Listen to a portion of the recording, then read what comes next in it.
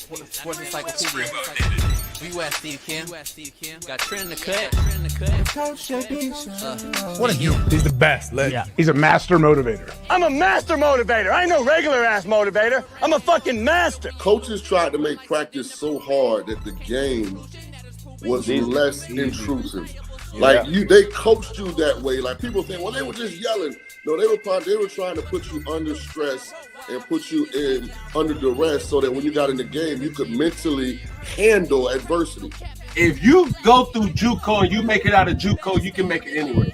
I respect the hell out of you to see that you're doing what you're doing and still doing what you're doing for real, the way you do it, man. From day one, you had the same enthusiasm. You keep the same enthusiasm, and it's fucking contagious.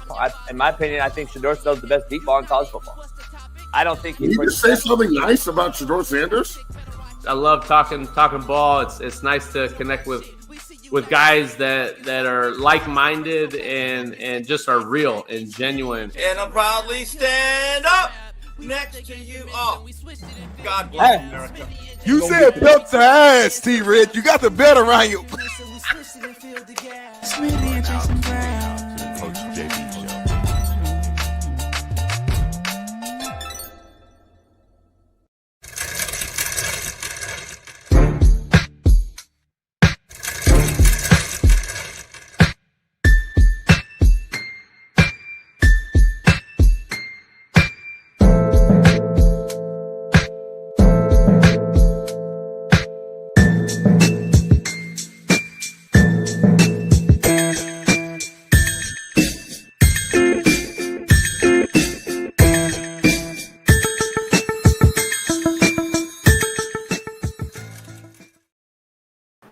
What up? We are in the building. It is Work Boot Wednesday. Strap up your hard hats, tie up your work boots, and put on your big boy pants. We got a loaded lineup today. No Mazzoni Jones, Coach Fred joins us. We're going to break down the Super Bowl Kansas City Chiefs on offense from 2 years ago in Super Bowl 57.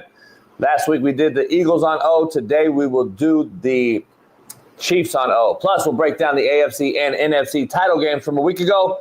All powered by BetUS and the proud sponsor of DV Sport, who allows us to show that video. Only show on Planet ERF that has this raw cut, all 22 NFL video. So shout out to DV Sport, shout out to BetUS, and head on over there today. Use our promo code CoachJB and get you $150 bonus right now. I just dropped something. We got a loaded lineup though. And Big Smitty will be joining us here in a second as we get ready for another film breakdown today with No Mazzoni, as we're going to break this down. But we got a lot to discuss today. And the real MVP, as you see on the thumbnail, please stand up. Please stand up. Please stand up. Is it Saquon Barkley? If the Eagles win, we know it will have something to do with that man right there. But not so fast, my friends. Jalen Hurts will have to play out of his mind for the Eagles to beat the Kansas City Chiefs to stop a three-peat. Jalen is the MVP at the end of the day. If you're going to witness an Eagles victory, if you're an Eagles fan, you need and want Jalen Hurts to be your MVP, not Saquon Barkley. Facts. Someone will show up that we least expect in this game. Always do. And that's the beauty of this game, the Super Bowl. Get 2 weeks off. You prepare for all these things. You got an offensive coordinator accepting the New Orleans Saints job here any day now. 2 years ago, you had a D coordinator, Gannon, 1 foot in, 1 foot out. Took the Arizona Cardinal job. So guess what? Players usually step up in those biggest moments. We could have a Noah Gray sighting. He might score 2 touchdowns, and Kelsey could have 0 catches, or vice versa. But the bottom line is, will Jalen Hurts control the Steve Spagnuolo-led defense that simply does not allow 100-yard rushers? Another key factor, the last 10 Super Bowls, get this, the team that had a bye versus the team that didn't is 1-9 and 0-8 versus the spread when favored. Crazy stat line. That's my prediction on this fine Work Boot Wednesday, as we will break down the last time these two played with Coach Noel Mazzoni and some playoff film here later on in the show and from the championship round. But what do I know? My main man, Big Smitty, Far East Sider, Naptown legend, as he gets ready to fly to the Super Bowl. Let's bring my main man in. He's got a LeBron hairline habit. Just went to the barbershop, met LeBron hairline's barber, got the same LeBron hairline cut, and he's going to be here today for the Lamar Jackson loving and AR5 defending, the Caitlin Clark jock, and my main man, Big Smitty, joins us. You got LeBron barber cut you up? That boy clean, boy. That boy clean. You got a bump. They missed a spot. Yeah, that boy clean, though. That boy clean. See, I got two dents in my head, in my skull. I think when I used to use my hair, I used to blow at people in the chest. You know what I'm saying? You got more than that. Barber still get me right, though, man. My you got more than that. More headed. More than 2 holes in your head. My head make it soft. You know what's going on though. We live, man. It's Hump Day. We got Danny Sanchez in here. We got my cousin Keith Smith. We got Captain Lucky 23, Big Rue from Naptown, Max S. We got Andrew Boudreaux. We got TPB, T Haywood, KCBD, Mark Rydell, BDBD, Lee BDB, and LBZV. We about to turn up, y'all. Big time show. Belly in the background. JB, how you feeling? Man, I'm good. Chilling. Long week because I got to get ready for the Super Bowl extravaganza. Eating again, you said tacos, barbecue chips, salsa, guacamole, buffalo chicken dip. What you say we doing? Say what? What's up? Eating again, you said barbecue food. We're gonna have some ribs. We're gonna have some tacos, steak, chicken, carne asada, shrimp, liquor. Yeah, I'm debating on it, dog. Because I got a boy's gonna do a barbecue like catering part, but then I got my boy doing tacos, which is tradition. They're fire. He got the best tacos. It was so good last year, homie. Hey, Smitty, between me and you, black versus white. Yeah. Let's do it. Should we? I don't know. Barbecue and tacos blend, homie. Like barbecue. My plan was to put barbecue out on my island in the house. Yeah. Kind of cats go through and then just kind of eat. I'll have, brisket, pork, all the shit. I'll have a whole bunch of shit on it. But then my boys got the tacos being made. We got salsa and chips out everywhere. I don't know if that blends very well. You know what I mean? I don't know if that goes with it. Oh, it blend, homie. It blend, homie. It makes something I do every day before I eat dinner, lunch, whatever. I imagine myself eating the food. And I've had so much different food across my lifetime that I'm able to mentally taste what I'm imagining right now. And I just ate the rib tip with the brisket next to it with the damn macaroni and cheese. And then I went outside and I said, Diego, tengo pollo de taco y carne asada y taco y roja y verde salsa por favor, gracias. And I ate both, and they all taste good together. So yes, they go right. Yeah, I probably ain't gonna do it then. Here's the thing. What about this though? What about I throw this at you? So I bought this new big ass pot that I do my steam pots in, my shrimp boils, crab boil. I do a little red potato, corn. I'll make a steam pot, a real Louisiana. That Super Bowl's in Louisiana, Smitty. It is, but I'm eating all that all week, so I don't need no more at your house. I'm getting real authentic New Orleans food tonight. You one person at the house. You one person here that was actually in New Orleans and then come back to the Super Bowl. You're the only person though. I got 100 people. You're the only one that's ate that stuff. Homie. I should be the main. So let's see. I barely know you though. So look, I think I need to put I need to have a big steam pot and do the shrimp boil in there. I throw some mussels in there. I'm gonna do some. I'll do some what do you call it? God damn it, crawdads. I mean, crab, crawfish. Yep. Crawfish. I'll do some red potatoes, some corn and cob. I'll blend that big. I got a big ass thing. Maybe I'll do that. Then the taco. We got the taco. And then all the hors d'oeuvres. I'll figure it out, homie. I'll figure it out. My thing is, it's tough to go from New Orleans getting the authentic. Overrated. They come way back here to the West Coast and they have yo gumbo. I don't want to be disappointed. I'm not making gumbo. Well, you know, whatever, jambalaya, whatever mix you put together. I'm not doing none of that. I don't do that. I do a whole nother. I'm doing actual like a shrimp boil with like. Trust me, it's a steam pot and it's legitimate and it's authentic. Let me just give everybody a little secret. So everybody out there, that's Nolans, stand up. Anyone out there from Nolans, stand up. Please tell Smitty and be real. Don't lie. Anything off the strip. Anything off Bourbon, anything that's downtown is now the most overrated food in America. New Orleans. Fact or fiction? Fact or cap? Fact. New Orleans got overran and they started making horrific food. Fact. I'm just telling y'all, let's be careful. Please, everybody stand up that really knows this. And you got to really go way off, Smitty, to get the original legitimate food that Louisiana used to be known for. It is horrific now, homie. I sat down there just about a couple years ago. It was fucking horrible. I was like, what? Some of the greatest spots I used to go to. Now you got to go off in the hood far away. You got to find it. It just got ran down, Smitty. It got ran down, dog. It got ran down. On the rim said wrong. I just went to Bourbon, and then D Jones. D Jones said cap. He just went there as well. Of course, you got two guys. Everybody else said you're fact. Everybody else said fact. Why did you mention them? Why did you mention them? You got a lot of D riders who gonna just agree whatever you say. So you ain't been in New Orleans. You ain't been in New Orleans in what, 10 years, homie? Because you don't fly. Four. But those are your guys right there. The only two guys right there. D Jones and what's his name? That's the only two guys that's kind of like Gene is your guy though. So like Gene gonna say facts. You know what I'm saying? Like it don't matter what you say, he was facts. Hector. Puerto Rican, homie.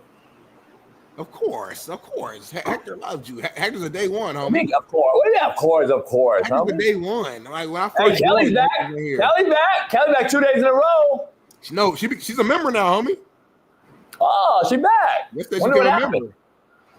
She got rocked up. You know what I'm saying? Yeah, proud of her, man. Like, Kelly, you know damn well. Kelly better not show up at my motherfucking Super Bowl party, girl. Why? What's up? Why? We talked about it yesterday. I can't remember though. We got new fans today. Remind the new fans. We know. Kelly and I talked about it. Okay. Let's dive into it, man. We got a lot going on, but let's dive right into it, Smitty, because I made a special quote of the day, prize picks, contrary to belief, and then we'll dive into the poll question that you and we should just fight on it about it. Let's fight. Let's do it. Quote of the day, Smitty. Powered by? Quote of the day powered by Bet US, man. Go ahead and bet up to $2,000 and get 150% welcome bonus. Use promo code JB. I sent you there. JB sent you there, man. We making big time money, big time bets for this game. We're going to go through all those at some point either today, this week. I might give you some of my bets today. Who knows? But Bet US is the place to be, the number one source for all your sports betting needs. JB, what we got? I killed the part of me that needs you in order to save the rest of myself.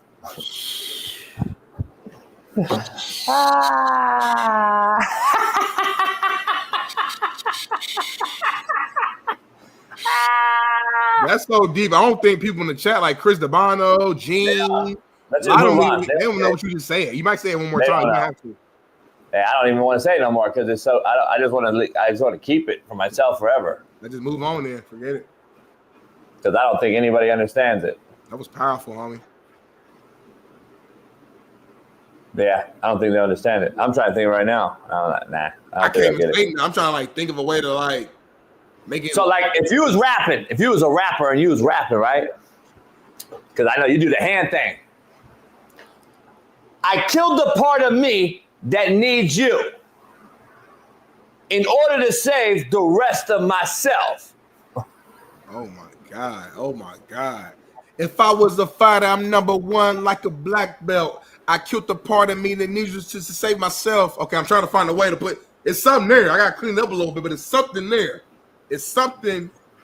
I killed the part of me that needs you in order to save the rest of myself. I blast with I killed the part of me that needed you. I couldn't end up on the ground black and blue. Nah, cause I'm trying to find a way. Nah, you can't add. You can't. You gotta be. Let me see. I killed part of me that needs you in order to say the rest of myself. Let me call Marcellus. I'm calling real rapper after this. I think that's all one line though, right there. I killed the part of me that needs you in order to save myself.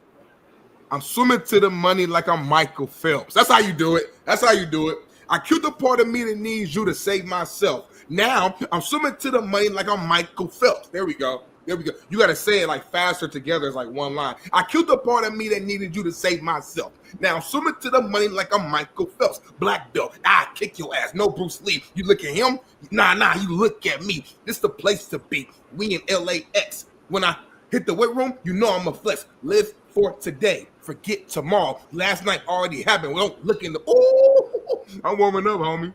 I'm warming up, homie. Turn me up, Marcellus, can you call in later and do a real rap for me? Marcellus, he write this shit down though. Marcellus, he don't be freestyling for real. He write this shit down.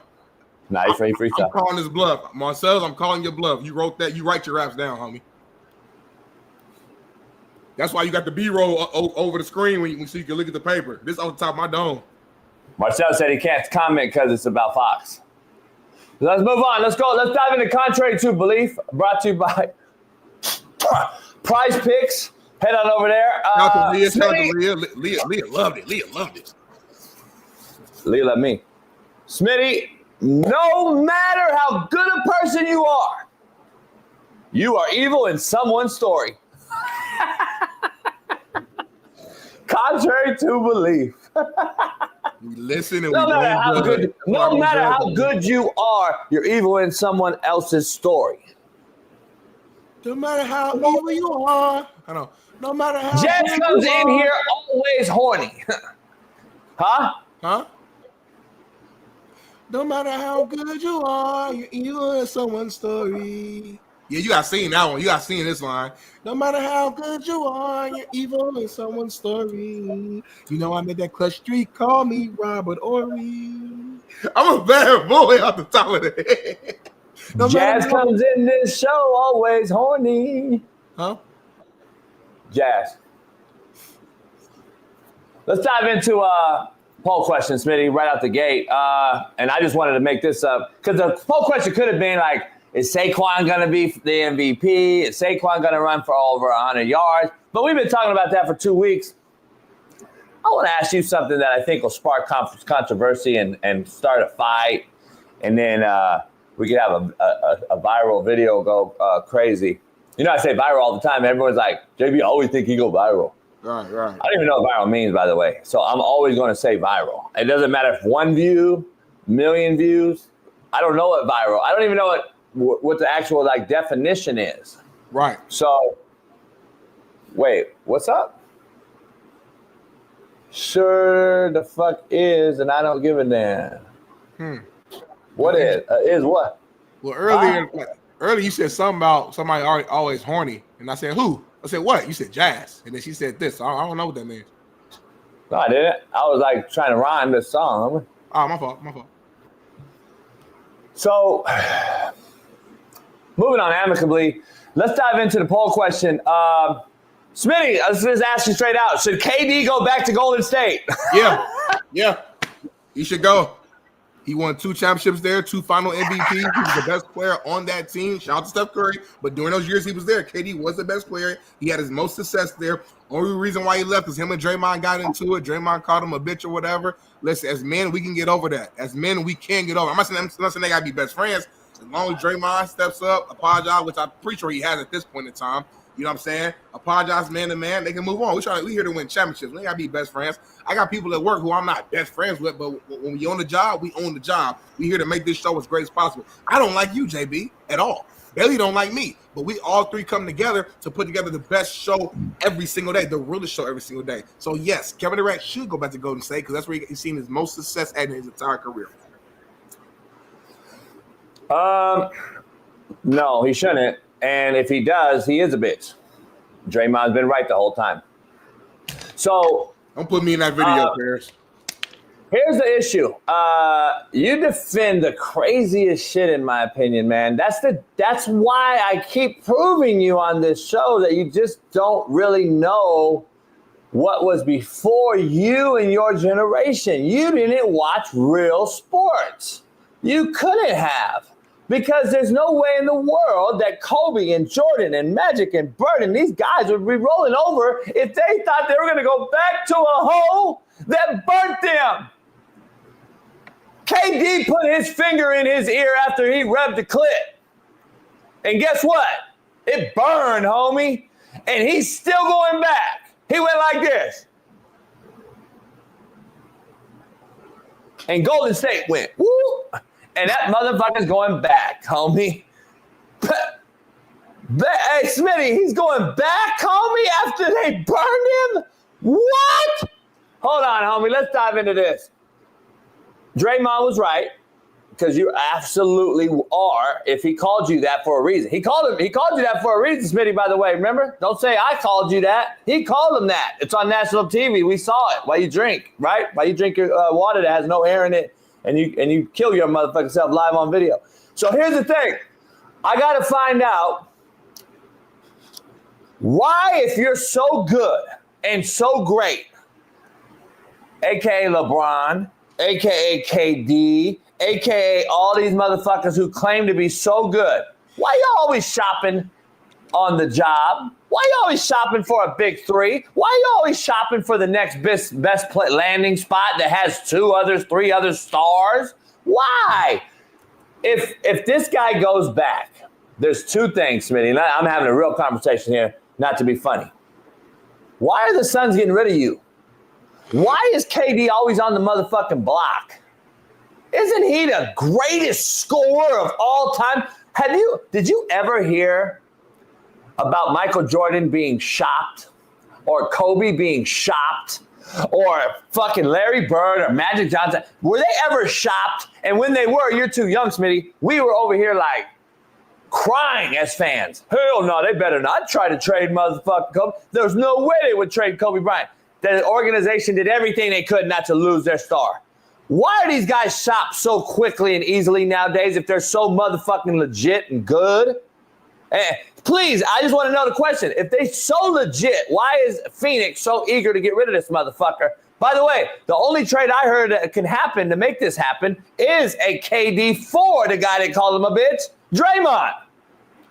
So Draymond is boys with the owner of the Suns. They went to Michigan State together. Apparently, there's a combination right there for a connection. So he would go there for some other pieces, I'm sure. And I hear the Suns want everything in the earth for KD. So I don't know if Golden State has enough. But A, I wouldn't take you back if I was Golden State. And B, I wouldn't want to go back to Golden State if you said you left. By the way, the last time I think he's won is where? Golden State.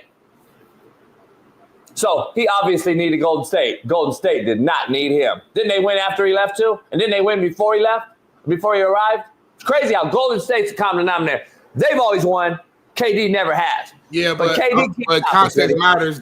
They don't have 4 rings as an organization without KD. That is the context. Context matters. They don't have 4 rings without him. The reason why they got KD is because once LeBron came back 3-1, they was not beating that Cavs team. The first ring they beat the Cavs. You know I'm not a LeBron guy, but you got to be real. Context matters. First time they played LeBron for their first ring, what happened? Kyrie went down, and then Kevin Love went down, I think, game 1. Or Kevin Love was already hurt, and then Kyrie went down game 1. The rest of the series was LeBron. And they the Golden State ended up winning series in 6. Granted, you could say injuries are part of the game. Things happen. You're right. But if my next 2 players go down, and it's LeBron and a bunch of role players, or scrubs, as a lot of y'all will call them, there's no way he's going to beat the Golden State team. My point being is if we can just take a step back and just look at this thing from a real eye standpoint, I don't know if Golden State would have ever beat LeBron James if they were healthy. I'm going to be honest with you. Prior to KD getting there. KD, I'm saying those first 2, the first ring they won in 6 games was just LeBron, no Kyrie, no Kevin Love. The big 3 was done. The second time they played, they were up 3-1. LeBron came back and beat them. What happened? They went out and they got Kevin Durant, who's a killer. Hold on, though. You gotta get context. You just said you gotta get context. Homie. What happened though in that 3-1 series? What was the main reason why they lost? Draymond got suspended game 5. And got hurt after, right? And he get hurt because he came back and he actually went crazy game 7. Draymond had the best game 7. He got the nut shot. He got ejected. Yeah, I just said that. He missed they missed him on the game. The momentum, but they were losing that game anyway. He missed the game to stop the sweep, and then they came back. Remember? I'm saying he missed. I'm saying he got ejected at the end of that game. He missed the next game. Right, and then the center went out, Bogut, who was a huge piece of that fucking thing. If you don't think Bogut was legit that year, you're crazy.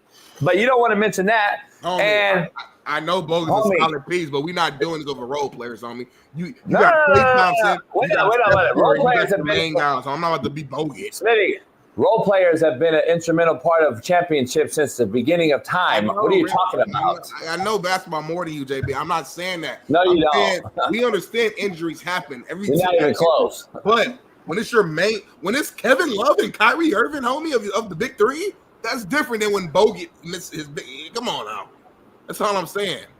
I'm not even like a big LeBron guy, but I'm just saying, look at the full content. We kill KD and make it seem like Golden State just would have won those 2 rings without him. No, come on. So let me get this right. You know more basketball than me, but the starting center for your starting 5 was out, and he's a role player.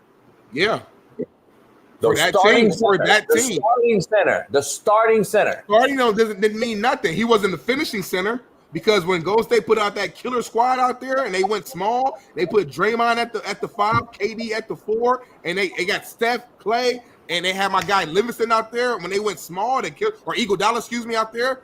That's who they finished with. I don't care who they started with. Just answer me the question.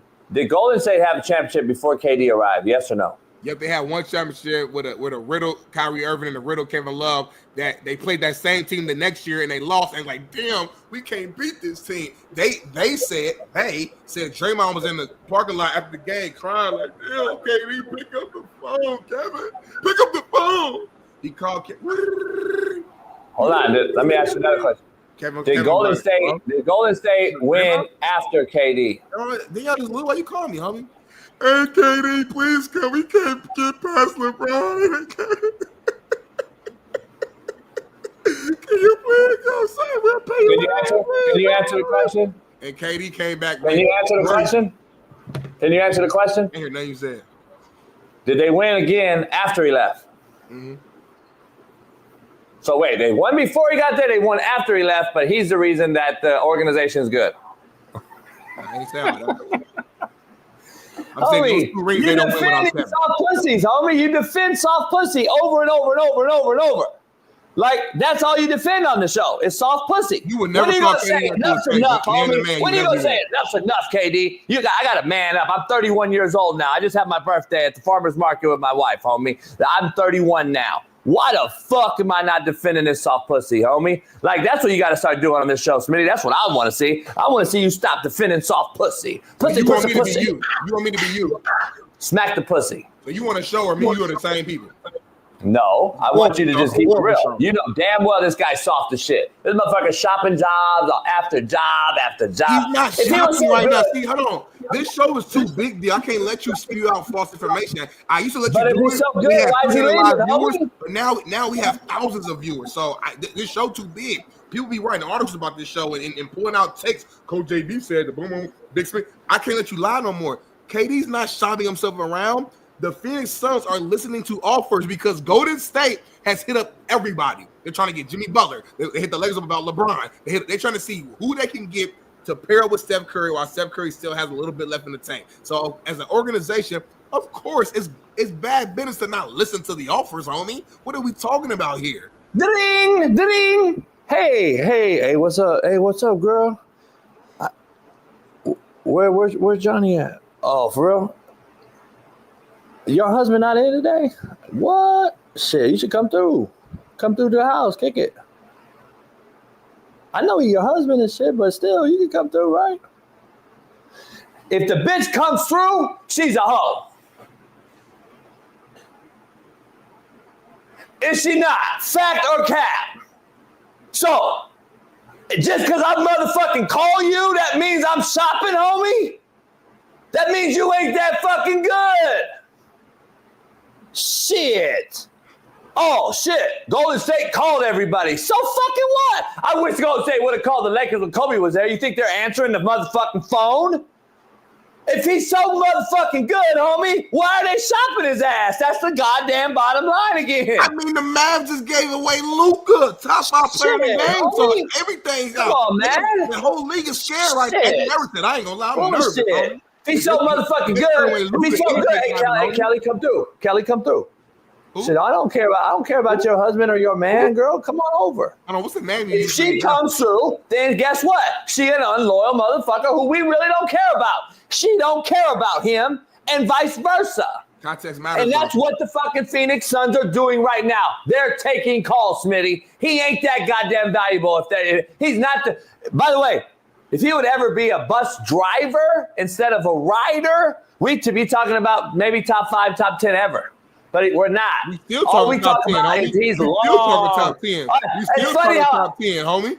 No, yeah, we still talking top 10. How because he was the best player on a team that had Steph Curry, who we know is top 10. Number one. Number two. In a beta-driven league, homie. Beta league, homie. You like beta males. That was horrible. Okay, you like beta males. That was horrible. Took to the NBA Finals at age 22, homie, and lost in 6 to the Miami Heatles. He was 22 years old. Go look at his numbers right now if you can, baby. Look at Kevin Durant's numbers in the OKC Miami Heat NBA Finals. Look at what he was doing against Dwayne Wade in his prime, LeBron James in his prime, Chris Bosh in his prime. I think Ray Allen was on it. That was a loaded Heat team. He's 23 years old. He won MVP, leads OKC, a horrible franchise, to the NBA Finals as the bus driver. Did he finish? No. But to get to that point against that team, it means something, homie. So let's pump the brakes acting like this dude didn't do nothing. Go ahead, Bradley. Thank you. Kevin Durant in the 2012 NBA Finals against the Heat averaged 30.6 points a game, 6 rebounds, and 2 assists. Thank you, Bailey. I don't need nothing else. I rest my case.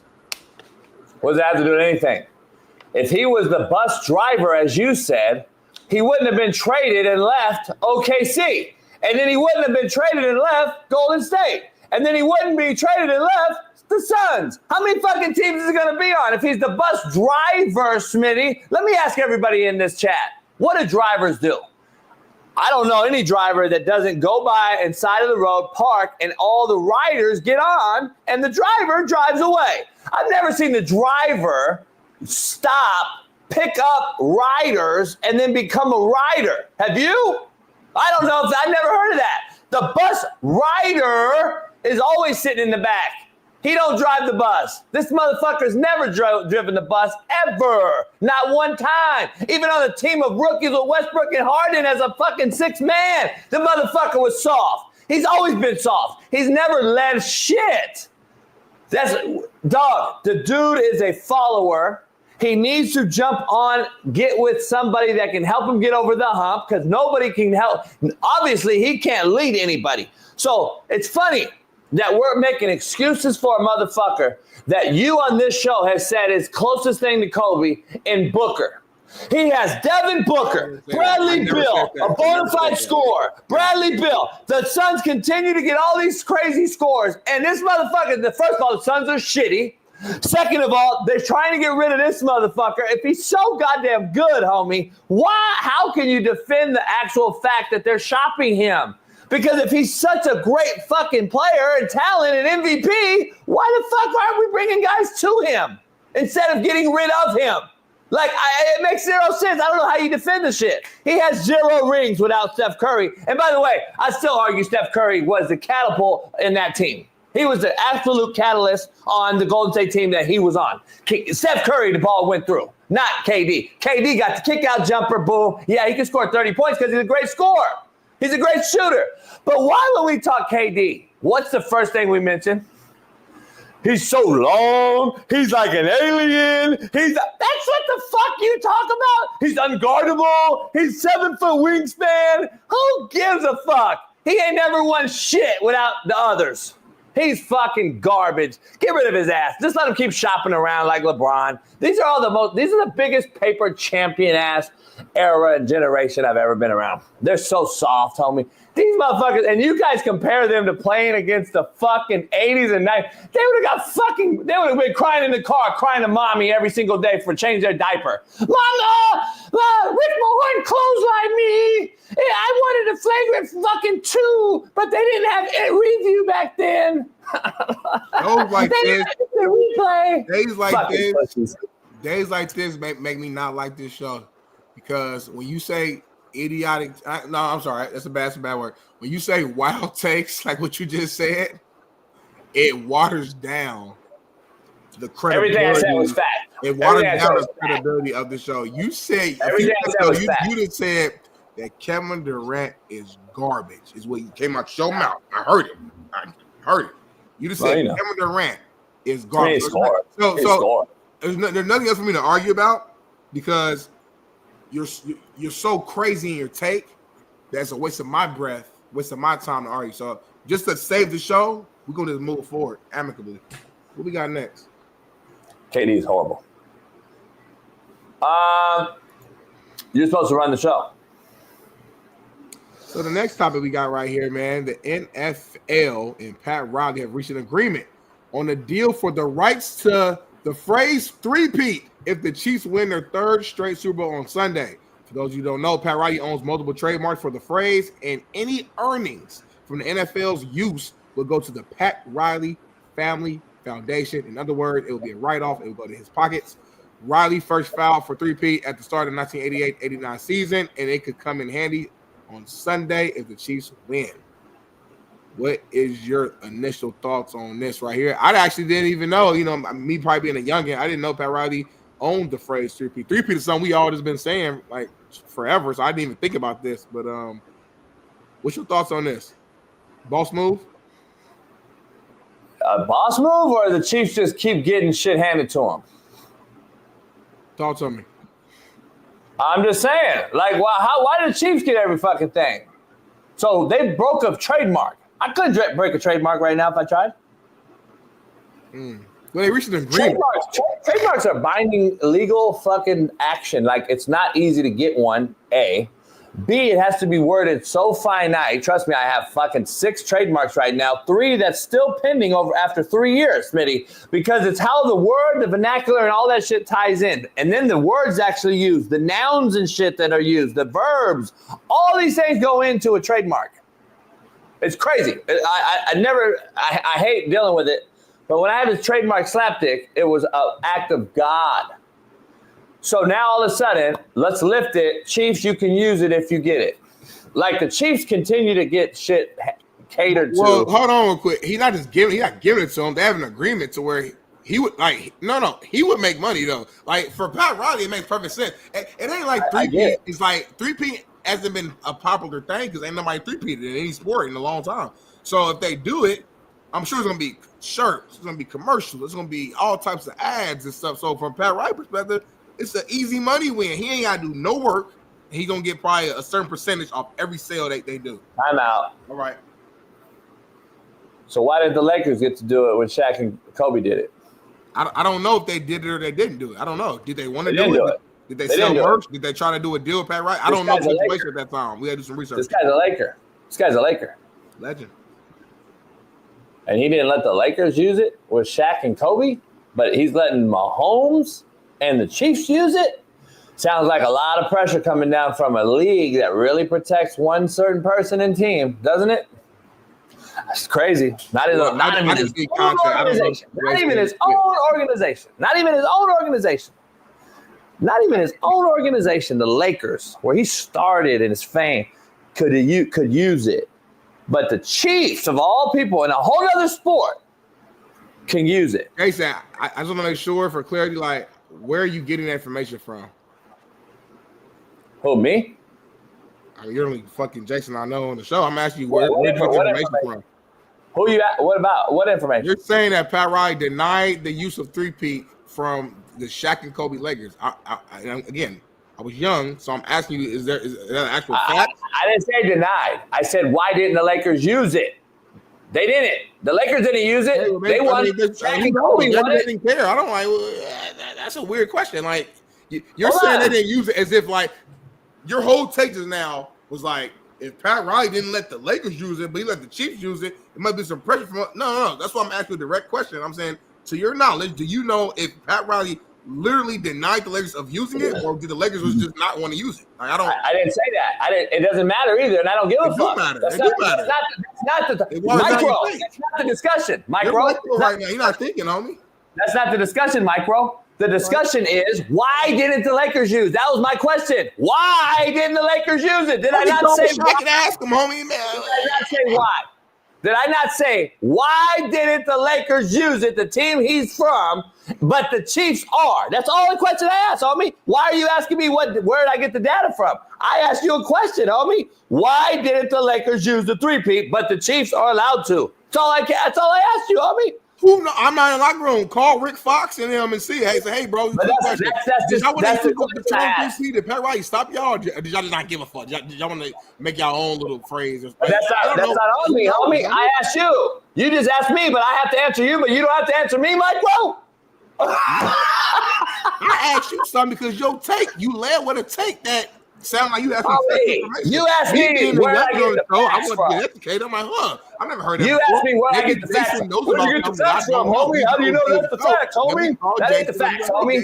That's not the facts. I never came out here and put out something like that. You put that out, homie. That's why I asked you. Make it make sense. You can't put out a question now? You know, I didn't know you checked. I didn't know you fact check questions, homie. I asked a question. Why didn't the Lakers use it? But the Chiefs are allowed to. You told me, where's the facts at? What fucking facts, homie? I asked you a question. Why didn't the Lakers use it, but the Chiefs are allowed to? That don't even make sense because you didn't say it like that the first time. The first time you said it was, why didn't Pat Riley let the Lakers use it? The team that first time he played for whatever, but he's letting the Chiefs use it. It sounds like he's getting pressure from the NFL. That's what your exact phrase. And if we need to, I could call you a bluff. We can factor cap this thing, and I can have Betty go back, cut the moment, and bring it back here in the next 10 minutes, and we can find it. Or you could just sit back and be like, you know what, Smitty, you right. Ain't no point in wasting Betty's time. I did say that, but this is what I meant to say. Let me clean it up. That's all I'm saying. Words matter to me, homie, and I listen. I didn't say that. All right. So here's the question, though, that I want answered. Why do the Chiefs get it and the Lakers didn't? There you go. Go ahead. I don't know. Maybe the Lakers didn't want it. No, homie, give me the facts. Give me the facts. No, but again, I'm a real one. This is really show. I ain't gonna get the facts. Go get the facts. This is a really show. I can admit and say I really don't know. I'm not gonna make something up like some other hosts do. I'm gonna just be like, nah, I don't know. Because maybe Phil Jackson didn't want the phrase. Maybe Kobe and Shaq wanted their own thing. Maybe who knows? Like every championship team has their own phrase. All right. Every team that three-peat don't gotta use the phrase three-peat. You don't have to use it. All right, so cool. Let's transition in. So why does a different sport genre, a completely different sport, the NFL, that we've been discussing for how long, protecting Mahomes, the referees, the conspiracies, the Swifties, all this shit that we've been discussing on the show all year as the Chiefs continue to just win games in controversial ways and all this shit. Why did that league get a hold of this is the question I have. And we don't have any fact checks on this. We're asking questions to each other, people in the chat. Why does a league go and figure this out and dive into it and now go figure this out and say, hey, you know what, Pat Riley, we need to use your thing because, do you get what I'm asking you? I hear you. No. I don't think anybody really understands. Everybody's still micro in the chat. They're talking about the three-peat. Why are you asking about this three-peat thing before the game is fucking played? You fucking idiot. He's trying to say the Chiefs know that they're going to win the game already. The Chiefs are going to win. It's already set up in stone. They're going to have a three-peat. That's the fucking macro. Fucking D. Jones. Now you micro because you'll never understand, D. Jones. Wait, you're not reactionary, homie. D. Jones, you'll never understand. For example, you know this. They got Eagles Super Bowl shirts and hats made right now. They got Chiefs Super Bowl hats and shirts made right now. One of those teams' uniforms will be going to a poor location and letting them wear it. The other team uniforms are going to be immediately promoted on the TV screen as soon as the game is over. So just because they're acting proactively doesn't mean that that's a sign that they're already going to win, homie. It's crazy that the chat either A, can read at a 4th grade level or less. Mm-hmm. B, never even got their Associates of Arts degree. Mm-hmm. Or C, they just don't listen. What does having a shirt made pre-Super Bowl have fucking anything to do with a goddamn trademark? They don't know, don't show, or don't care about Buzz in the Hood. I don't give a fuck about printing the shirt before the game. No shit, Sherlock's homeboy. I've had to win bowl games and have fucking shirts printed before the game if we won or lost. I fucking get it. The trademark is the fucking decision in question in here. Dumb fucks. Holy shit.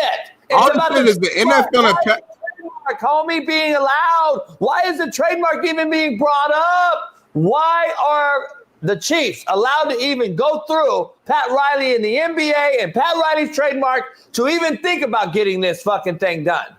That's all I'm asking. Like, why are we not discussing that fact? Fuck the T-shirt in the pre-print in the fucking print shop, homie. I got Printful too. I go on Printful right now and print them out. Why the fuck is that not the discussion? The trademark. Holy shit, homeboy. All I say is the NFL and Pat Riley have reached an agreement on a deal for the rights to 3P if the Chiefs win. That's all it is, homie. They got a contract that said if we win, we will be able to use 3P for the following. And they put down the different line items. And Pat Riley agreed to it. They put Pat Riley will get X percentage from all sales and money made from the use of the term 3P if the Chiefs win. That's all it is, homie. And he signed the deal. It don't mean it's official. It don't mean that, you know, some things ain't conspiracies, homie. I sign a lot. I do a lot of business deals. I do a lot of contracts, freelance contracts. You need to change it. I was the Chiefs. I would have made my own up. There's various vernacular that you can use on a trademark. I know for a fact, unless anybody else in here got trademarks, I know for a fact just to experience with it. They could have made 3P with maybe a 3 fucking all one word with a letter with a number 3 and then a P or something. You could change shit around. You could do shit. They could have still used 3P. Why do they have to use that 3P? You know they should have did? They should have did. Stop coughing on me. They should have did Chiefs Pete. That sounds gay. I'm gonna be honest. That sounds horribly gay. You gay the shit out of that. You gay the shit out of that. We continue to use that word on this show, knowing how it Chief Pete. on YouTube. Hey, Chief Pete, you gonna beat my Pete? You gonna beat my meat? I couldn't wait. I wish you wouldn't use Chief Pete. I'll fucking Chief Pete, beat my meat. That would be the shirt I'd make right after the next day. That's because your mind just nasty. Your mind just in the gutter. Your mind is go there all the time. Your mind is go there. It's ridiculous. Queen Pete. Now he didn't say Queen, homie. I'm just saying, I would have used it, homie. He says, I don't like your attitude today. I don't like your attitude. I don't like your energy. He mad because I'm just cooking today. Like a lot of times I be letting JB just chill because like it's my guy and I want to make sure like sometimes like one day a week I gotta just like cook you though. Just so you know I can do it, and then I fall back and let you lead, because I don't, ego get involved. We making money now, we're gonna be rich soon. I don't want no Kobe and Shaq situation where we got to split up and all that. So I want us to keep growing. I'm cool. I'm great, like my grandma say, but sometimes I gotta go out there and drop 40 just to let you know I can do it. So yeah, you can't though. You can't. You don't know a lot. I got 25 in the first half. Let me ask something. D. Jones, you'll never know about 3P. So why are you even discussing anything? You're a Jacksonville Jaguar fan. You're never going to win. And are you ready? It's crazy, D. Jones. I didn't see you yesterday in the conversation when the fat Karen walked up and took down the pride flag. And then you were talking about all this shit that didn't exist. And then she had that fucking pin gone on there and how demonic she was. I just didn't hear you for the rest of the show. It's crazy how that works. But anyway, moving on amicably. Hey, JB's a cold-blooded killer. Like, if JB is like losing anything, an argument, he going to just reach for anything he could grab and use that to his leverage to win. And he going to move on to the next topic. So you ain't even got a chance to even react. And it's hard to react because he said something so wild that it kind of confuses you. So you need a beat to think about what he said, but it's too late now. So credit to JB for being able to always find a way to win. But we'll move to the next topic before we go on to our first commercial break. The NFL, I guess, I don't know if they put this out online or what, but the end racism message will not be included in the back of the end zone for Super Bowl. This is the first time since February 2021 without this message. And Whitlock's guy. That's Whitlock's guy. Your guy and Whitlock's guy, TJ Moe, said congratulations to everyone. We have beaten racism. He's being funny on Twitter. Not my guy. That's like one of your close guys, close friends. So, like, I guess what's your take on this, JB? Love it. Sure you Good. Good. Can we have the white national anthem this year at the Super Bowl? We always do. No, we don't. It's called the national anthem. It's just the national anthem.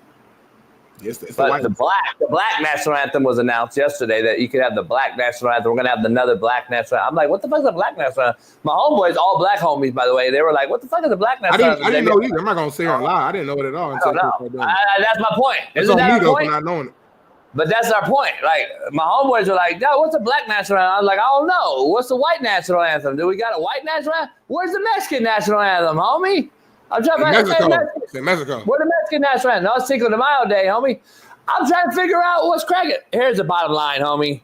We had Black Lives Matter in the end zones for a long time. It was ran by a racist white motherfucker that a lot of black folks didn't even know about. She bought 3 mansions in California alone. And then a sister who ran it for her bought 2 more mansions. One of them was burnt down in Palisades. She's now looking for a fucking GoFundMe to fucking recoup costs. But she milked millions of black folks to think that she was doing something for black folks when she was doing nothing but for her fucking self. And then we had Black Lives Matter in all the end zones. Then we had end racism in the NBA and NBA. It became more prevalent to me than it did. It didn't eliminate shit. It actually made it more prevalent that we had worse. It got worse and worse, Smitty, if you know what I'm saying. Like, the shit kept getting worse, not better, but we kept putting it in everybody's face. It's like gay pride every year. We got out of 365 days, I believe there's 282 days on a calendar that we celebrate some sort of gay pride day or event. But Black History Month is the shortest month in February. And I know a lot of black folks that are like, man, fuck this month.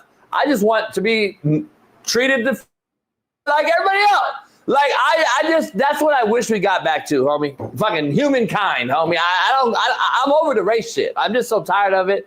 I'm just fed up with it. Like, I wish we just had fucking just normal, me and Smitty walking down the street, never met each other. What up, dog? Ooh.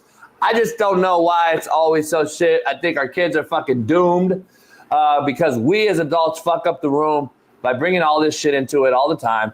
And I don't know why we ever had it on there anyway. Like, we already know that, right? As grown folks, like, we shouldn't be racist. I don't know. Like, is that not fucking common? I just don't know. I don't understand why we push it and force feed it. LGBTQ. Do you think racist people have common sense though? Because we agree there are racist people. So, like, because you're not born racist, right? It's a learned trait, right? Right. So I'm saying they've learned it. I'm saying now as an adult, as a racist adult, I don't know if they have common sense. Because you're right. People like me and you who are not racist, to be racist is just it's idiotic, right? Like, it's how do you and to not like you because of your color and nothing else. That's dumb. It makes no sense. But we do know there's a ton of people out here who literally think that way. It is what it is. So that's number one. Number two, back to the main topic. I'm indifferent. Like, I never watched the game and was like, damn, they got end racism. Like, cool, man. Like, that's gonna change the game. I don't think it did nothing. It's for optics. We know they did it in 2021. It was in the middle of the pandemic when everything was going on. The George Floyd situation. I think the Jacob Blake situation. In Milwaukee when the Bucks, decided to sit out and not play. There was a lot going on during that time. So from an optics standpoint, the NFL did it. Do I think it changed anything? Not one bit.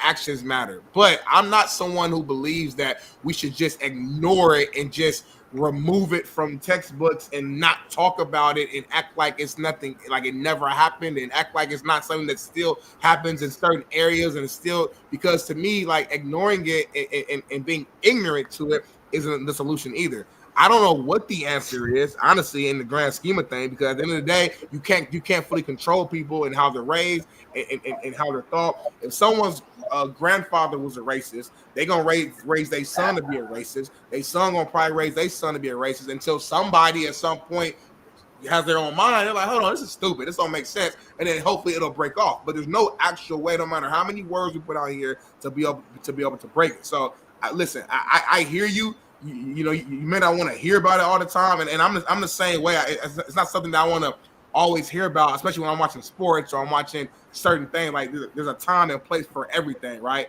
But at the same time, just turning a blind eye to it and just ignoring it and acting like it doesn't exist and just being ignorant to it, I don't think is the solution either, because now we're not putting any energy to actual things that we see and still happens in this world today. So that's my take. But it goes both ways. There's black racists all over the place. And so do I get to put a sign up? JB. That's the part that's my point though, Smitty. We need to just stop the dumb shit. Like all together. Idiots come in all shapes, sizes, and colors. That part is true. So why are we fucking keep nitpicking at this dumb shit, homie? We put it on the biggest stages. Do you think that racism ended the fucking after the NFL season this year? No, I just said that. No. No, what the fuck are we doing? Like, come on, Again, man. I said the NFL is doing it for optics. That's what the NFL is doing it for. It's optics. So the NBA. It's optics. Yeah, So any of the these NBA. big sports platforms are doing it for optics. I agree with that. But I'm saying the bigger, you're thinking micro. I'm saying macro, the bigger picture. Now we're seeing them removing like slavery from the textbooks and the curriculum. They're removing Jim Crow and certain things that actually happen in our country from education. They're trying. So what I'm saying is, this is my opinion. Big picture, I don't think we should be ignorant to stuff that has happened, because history repeats itself, and again, it still happens. Like at the end of the day, you and I might walk around and it don't happen to you and I, and we're good. That don't mean it doesn't happen. There's a whole entire country that we live in, a world that we live in. So it still needs to be something that is talked about, so people are aware, so we can grow and move past it. You're right. Ignorance comes in all shapes, sizes, colors, everything, but. And listen, I guess I don't like speaking in whole, because I never, everything, like everybody's not the same and all that, and I get all that. But like most, at least people I grew up with, most black people I grew up with didn't just walk around just racist and just hate white people for no reason. I know people who are black people who don't like white people for sure, but it's like it's legit stuff that's happened to them, and the reasons that happened to, especially, I'm gonna be real, older people in my family who were, whether it's grandmas, grandfathers, people who grew up a certain era. I can understand why they might look at a white person a certain way, because they was living in the time where shit was real bad. So I guess two wrongs don't make it right, but I can understand that. Where on the flip side, we know that the racist whites, they just don't like black people. Like it's not like a black person ain't had to do nothing to them, and they ain't had to hurt them, ain't do nothing. They just literally just do not like us because of who we are, and that's point. What about the racist blacks that don't like whites? Are you going to mention them? I just brought it up. But you went back to the fact that you don't grow up racist. Like let's not be like, let's be real too. Like, I know you're a white man, but you're a real one too. Like. But I've grown up to see who has always had the power in this country. Let's be real, white men. So, but here's the thing: it's the power dynamic too that we're talking about. The black racists who don't like white people has not been an impact. It is not. Whites weren't slaves in America. Whites weren't red line. There were white slaves. There wasn't white slaves. Don't lie. Racist blacks. Don't lie. What has been the impact though from the racist blacks though? Like, I guess that's my question. But Smitty, we got. How long you hold on to it, homie? That's my. No, like seriously. So that's why. But seriously though, how long are you gonna hold on to it? Trying to act like it's the same, because it's not. Like me and you talk. No, but I'm saying though, how long are you going to use it? Smitty, you could say it all. We already know the history lessons of this whole thing. But I'm saying, how long are you? How long are you going to hold on to it? And not just you. I'm not saying you. How long are we, or whoever's discussing this out there, going to hold on to that narrative that we're still being held down, we're this, we're that, we're this, is my point. Whites and blacks. I'm saying both sides. When are we going to get over that? Because just real quick, 7 of the top 10 NFL players are black. Yeah, JB, like, because it's sports. That's so the one area. Saying though, most of us are more athletic than y'all. Let's just call it. This the really show. When are we gonna stop? How long are you gonna use it? How long are you gonna use it? Black people are, for whatever reason, God gifted us differently physically. For if you got 1,000 brothers and 1,000 white men, we gonna have better athletes than y'all for whatever reason. But we don't have to pay you nothing, right? It's a money conversation. Black people, yes, we got our foot in the door in sports, and we kill sports. We don't have to pay you, homie. Let's talk about the everyday living black. And again, I'm not the guy that's here saying, oh my God. I'm the guy preaching that, hey, understand what the situation is, but also figure it the fuck out. That's my mindset. I'm never here saying, oh, we'll never have a chance. I've said that 1,000 times. Anybody who knows me knows my mindset. I'm a fucking hustler. I'm gonna figure it out. But at the same time, two things can be true. That don't mean I'm gonna be ignorant to reality and ignorant to people who live in other areas, especially down south, Atlanta, Alabama, different areas where it's not the exact same. We're blessed here out here. We're in LA. It's different. It's free spirit. And everybody, it ain't the same. I'm from Indiana. They're different. I got homies and stuff who've been through all time. So I'm saying it's different situations. Like I that's all I'm saying. It's not the same way it used to be, but it's also not just erased. I think a lot of white people think racism is just erased, and black people just making the shit up. That's not true either. So that's all I'm saying. It's somewhere in the middle, y'all. It ain't what it used to be. Nothing you and I, nothing you and I can do about it. Nothing anyone that we know can do about the past. And yet, the more we bring up the past, then the more racism exists. And that is my whole point about the things we see optically. And that's just what it is. Let me ask, before we move on, though, you're saying bringing up the past makes people today want to be more racist? Yeah. Okay. You don't see that? So you don't think those people were already racist? You think you watch NFL game and it's like, they got end racism in the end zone. Man, I fucking hate black people now. No. You didn't listen to what I said.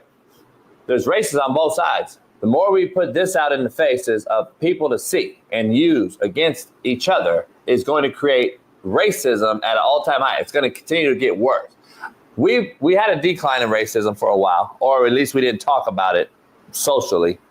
Now it's come back. Like, let's be honest. It's come back with political figures. It's come back with political discussions. It's come back with presidential debates and races. And now it's back. And then ironically, we're taking it off the biggest stage of all sports. The number one viewed event every year is Super Bowl. And ironically, now we're taking it down finally. It's been on there, though, for how long? This doesn't end it, Smitty. This don't end shit. I just think it keeps continuing the rise. I think we just need to fucking move on and be better humans. Like, I don't understand why. In utopia, I agree. We race bait on fucking major platforms every single day. If I were to reverse that and I go on and talk about only white quarterbacks and how white quarterbacks are getting fucked, I would be fired immediately or canceled. So it goes both ways. That's all I'm saying. We need to just get back to calling it real and what real recognizing real and be equal and just talk about real shit. Because if anyone other than their self talks about another race, it becomes a fucking race battle and bait show. And Ryan Clark talked about Josh Allen. JB talked about only the black quarterbacks. He only talked shit about the black quarterbacks, the ones I've coached my whole life. So, like, we bring it up, though. We bring up this whole debate about it, and then you have people that create their own opinion and create a narrative about that particular person because you saw one short video or one clip or one part of the show. Right. That's the point. But you don't know my history. You don't know shit about me, what I've done. But you saw a clip that I say that Matthew Stafford's better than Lamar Jackson, and then I'm racist. Or, in fairness to whoever on mainstream media, you see a bunch of clip, boom. Well, guess what? Then we put in racism on in NFL end zone and NBA midcourt, and then Black Lives Matter and all this shit. And then what happened to All Lives Matter? Then we started that shit, remember? It just continues to fucking steamroll. It's a snowball effect that continues to be the next social fucking what do you call it? Propaganda or cliche that we're going to use. What's going to be next year? I think there's other races that have arguments that we don't talk about. It's always black, white. Well, because we the dominant. It's America. It's dominant here. We the dominant. But listen, I'm with you. I guess in the overall, this topic is specifically about end racism, having logos and phrases in the end zone. I don't think they do anything. I think they're literally doing it for business purposes. It's a good look topic. Point blank period. That's what it is. And I agree with that. all I'm saying is, in the bigger picture, I guess I just disagree with. We should just like not talk about it. Is what I'm saying. I don't think not talking about it just because we're not talking about it socially doesn't mean it's not happening. It's my opinion. So, but it's always happened. It always will. Right. Exactly. And I think Josh asked the question, Smitty, in your opinion, how do we end racism? You don't. I don't think we can. But because you can't do something, because you can't end something, doesn't mean you can't make it better. So you know what I'm saying? So like, I don't think for those who want to fight certain things, just because it's a struggle or you don't think it'll ever end, don't mean you should just sit there and be like, all right, well, fuck it. No, it's like it's okay. You still want to put work into something, making it better. So, but I know we're going a little over here. I don't know. Let me see here. Is he already here? Well, we got a few. Let's do white people shit. Actually, yeah, he got mixed up with the days. Let's do white people shit real quick, and we're gonna do a quick break. I know JB's been holding his piss for an hour. He's old, and he's gonna start leaking here soon. So let's go to white people shit and see what we got. That counted one. Yeah, this is yes. You know what's funny? We gotta talk about race, JB, and we became racism. And then our next segment was white people. So that's shit. one. But all that being said,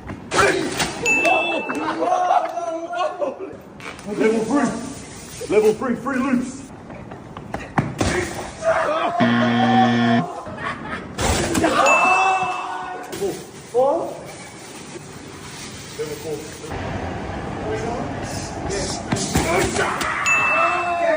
Go! Stand there, lad! Oh, level 5. Oh, I'm getting hurt. I'm level 5.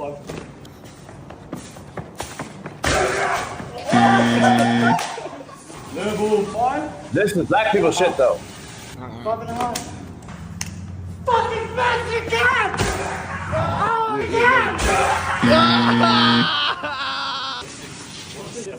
why they keep going up if they're not even being the previous level? It's just stupid. If you don't win the previous level, you don't move forward. That's the problem with this generation, man. Y'all think y'all can continue to climb the chart and move forward without winning. We live in an era where everybody gets the damn trophy, and you guys want to keep going level 6, level 7, and you ain't even beat level 4, homie. We should have kept talking about race. Fuck! You didn't like that, homie? Well, listen, we got one more, though, and I think you might like this one. This one's kind of a mixture of white people shit and black people shit, allegedly. So let's see what we got. You were there, but why are you there by yourself? Well, I tried to find him, and I couldn't. Are we on? Oh my! Wow. Yes, we're on TV. Do you know what time it is? Seriously? It's 5 o'clock in the morning here. Yes, it is. Thank you, ladies. They're from Brooklyn. Oh, okay. Yeah, Brooklyn in the house. Very nice. Did y'all have a good night? Yes, we did. It was awesome. It looks like it. I got a lot of beads, and I got a grenade. Is this called a grenade? Yes. Yes. What exactly is in it again? We don't know. Don't worry about it. Get you where you need to go. Yeah. Well, every time somebody said "Go Birds," I ate a beignet. Oh, is that what that is? Yeah. Okay. No, seriously. Thank you, ladies. Maybe I'll see you again tonight. Bad boy right there. Bad boy. I gotta What get Why? What happened?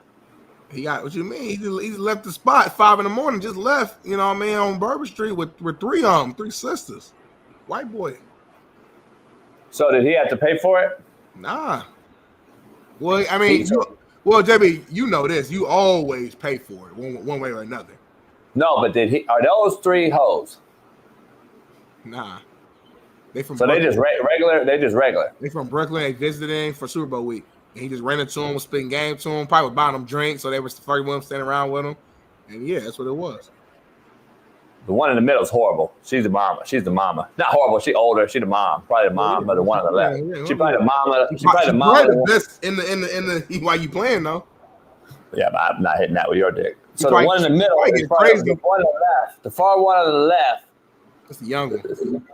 She charging. And then you got the auntie on the right. That's she the younger auntie. Yeah, and then so they either milked him.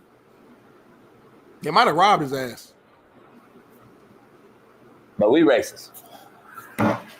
Fuck! Ain't wasn't no black shit. That's just some women be doing that shit. Women will put their group together. They'll fill on you, get you feeling all good, and they'll rob you. Homie. That's a real thing. No, white girls will rob them? Women, yes. I didn't say black women. Women. No white girls. No white girls gonna rob them. No white girls gonna rob them. No white girls gonna rob a brother. And this is why racism continue to go. No white girl will rob a brother. And this is why racism continues to, Fuck! Smitty just destroyed his whole fucking thing. See, fuck! We should have just kept going on that. Oh, homie, I broke my chair. We should have just kept going on that. You know my point of the message to everybody out there? Can't end racism. You're not gonna end racism by fucking signing the NFL's end zone. So fuck it. Let's just fuck it. That is what it is.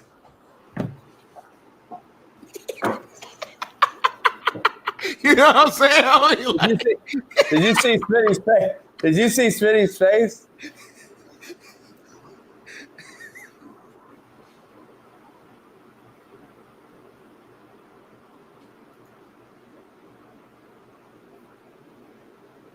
Wait, I don't know white girls that be robbing, or I don't know, period. White girls do be robbing? That's what she put. Why would you even ask the first question when she literally put I don't know with a period? Is I don't know a sentence? Kelly said, I don't know. White girls be robbing. Oh, see, if you say it, then it should have been I don't know, question mark. White girls do be robbing. Or should have been what do you call it? Ellipsis. Ellipsis is the dot, the 3 dots, and then you go into the next one. Should have been actually semicolon. Should have been semicolon. No, should have been a semicolon. Should have been a semicolon. That works too. That does work. It's different options you have.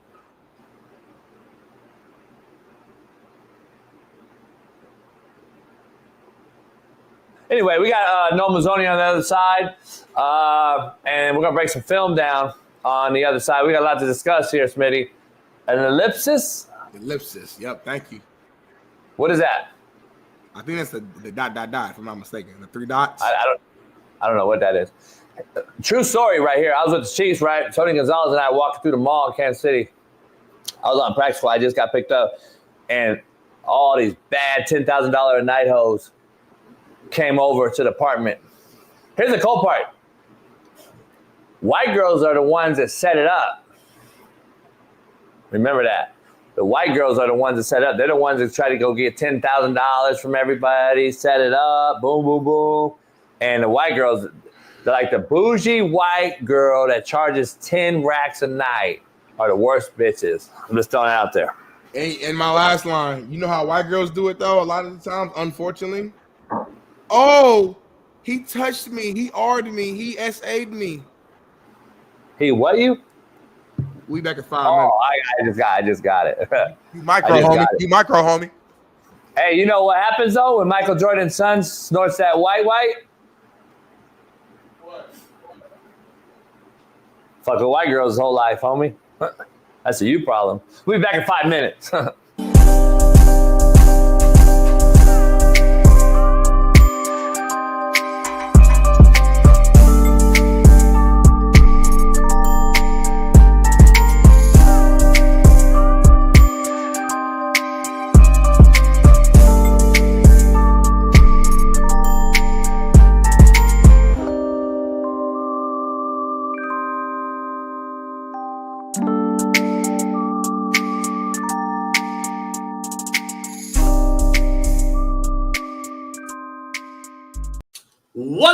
What up, man? This is a proud new sponsor of the Coach JB Show with Big Smitty, and it is First Round Performance. Yeah. Make sure you head on over to firstroundperformance.com. We got the merch, the gear. They are top-notch company. High quality, JB. All about the party here. Workout gear, exclusive gear. What's that right there, JB? By the way, nobody else in the country or the world has this short right here. You can put this short on. It helps your back. It helps your hamstrings, helps your quads as you work out. What? You can wear these right underneath your workout shorts or what have you. It's kind of like a girdle, but very, very comfortable. Shorts Against Syndrome. It's SAFS. Go head on over there and check it out. First Round Performance. JB, they got workout bands. They got ankle weights. What's this? What's in that box? All kind of good. It's our first time seeing this. What's this? I'm nervous. What's that? A 40-yard dash, electric timer. You can go get your workout on with the light and the strobe, the whole deal. FirstRoundPerformance.com. Oh, you just turned it on, JB. Bam. You want that smoke? Go check it out. I know you ain't trying to race me, JB. I might race Smitty and smoke him. You ain't trying to race me. You scared of that life. Yeah, this is real deal. You guys got to go check it out. FirstRoundPerformance.com. Head on over there. Proud new sponsor of the Coach JB Show. This is nice, JB. With Big Smitty. And this is mine, right? hell yeah. Listen, their premium gear, including the revolutionary SAFS shorts I just showed you, are expertly designed by a leading orthopedic surgeon to align your hips and relieve your pain. It is trusted by athletes and active individuals alike, whether you are pushing your limits with their high-quality resistance bands, as Smitty just showed you, or boosting recovery with the powerful dual-spectrum red light therapy devices that I just showed you. First Round Performance delivers the tools needed to stay at the top of your game. Whether aiming for peak performance or simply wanting to live pain-free, they've got you covered. Visit FirstRoundPerformance.com or shop on Amazon today. They just launched their Amazon store.com, their Amazon store. This is out there, First Round Performance on Amazon. And so go help them out and grab some performance gear today. And please feel free to reach out to us if you have any questions. Yes, sir. Go First Round. Go First Round, baby. The promo code will be Coach JB. So check that out and head on over there today. Get right, baby. First Round, the highest quality. First Round Performance. Go get you some merch. Ooh, I like this shirt. I like this shirt, JB. Peace.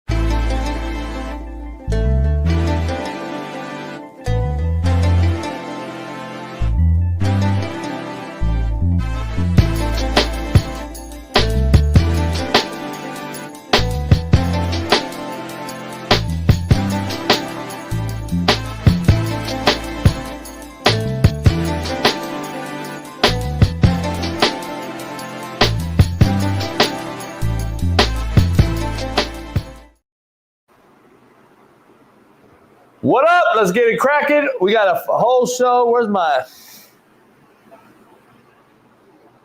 hold on. Bam. Let me read the chat and catch up right here real quick. I see a lot of slapdickish foolishness going on in here. Pound the like, subscribe, become a member. The Slap Nation show will begin probably after the Super Bowl. So stay tuned for that. So subscribe over there today. CoachJBStore.com. New merch is out there. Play the game, homie. T-shirts are on sale right now. Plus all the Coach JB Show with Big Smitty merch. Plus all things real. And the realest merch game in the world right there. CoachJBShow.com. Store.com. Let's dive into something else, man, real quick. This whole three-peat discussion is bullshit, in my opinion, number one. Number two, hold on. Sugar on the rim, please. JB, there's a few things that need to be addressed. Nothing needs to be addressed on my motherfucking show. First of all, Mr. fucking producer extraordinaire, Sugar on the Rim, with your fucking gay-ass name. First of all, guys don't like Sugar on the Rim. Bitches do. So I don't need to address shit to any nobody that sits there and tells me I need to do something. I ain't needed to do shit in about 42 years, since I was like 6, when my mama said, put the dishes up. Motherfucker, I ain't got to do shit. So you got me fucked up. So learn how to address a grown-ass man, not a beta bitch male, but an alpha real male. First of all, you should say, hey, coach, sir, can you please address something that I would like to know about? That's how you would actually address a real man, because if it was in the street, I was backstanding the shit out your motherfucking ass. Sugar on the Rim, old bitch-ass name. I'd have slapped the shit out your ass for telling me I need to do something. Got me fucked up. I need to do something. Motherfucker, I don't need to do shit. My daddy's dead, motherfucker. Come on, Callie.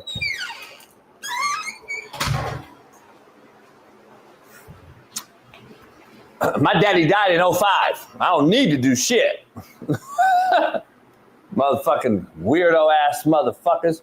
You motherfuckers, you know the problem is, you motherfuckers are so goddamn entitled because social media has protected your motherfucking ass for so long. that you don't know what it's like to get your fucking wig split anymore for talking out of pocket to some grown-ass man. That's the fucking problem, Elon Musk. That's what you motherfucking social media weirdo fucks have created. Fuck. Protection. God. Social media. Fucking Twitter, homie. Protected the shit out your motherfucking asses. Weirdo ass motherfuckers. Let's address this bitch-made motherfucker right here. This motherfucker always talking. God damn it.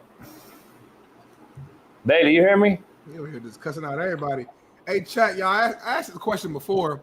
And I want Smitty's random question of the day. I want y'all to just give answers in the chat while JB and I continue to go down the show and the rundown. Explain to me what is good looking. Like what is considered, if you say like a man is good looking or you say a woman is good looking, what defines that? What is the actual, who decides if someone's attractive or not? Because it's funny. I know there are certain people in the world where like they're universally beautiful, they're universally handsome to the women, where like everybody thinks. So what actually makes somebody? What's the criteria that makes somebody good looking? Y'all think about that? Yeah, my mouse went out. I can't fucking do nothing. Hold on. You don't need your mouse, homie. You got me. I got the rundown. You got me. What do you need your mouse for? Homie. Don't call me homie. I'm not your homie. It's homies. It's friends. It's associates. It's acquaintances.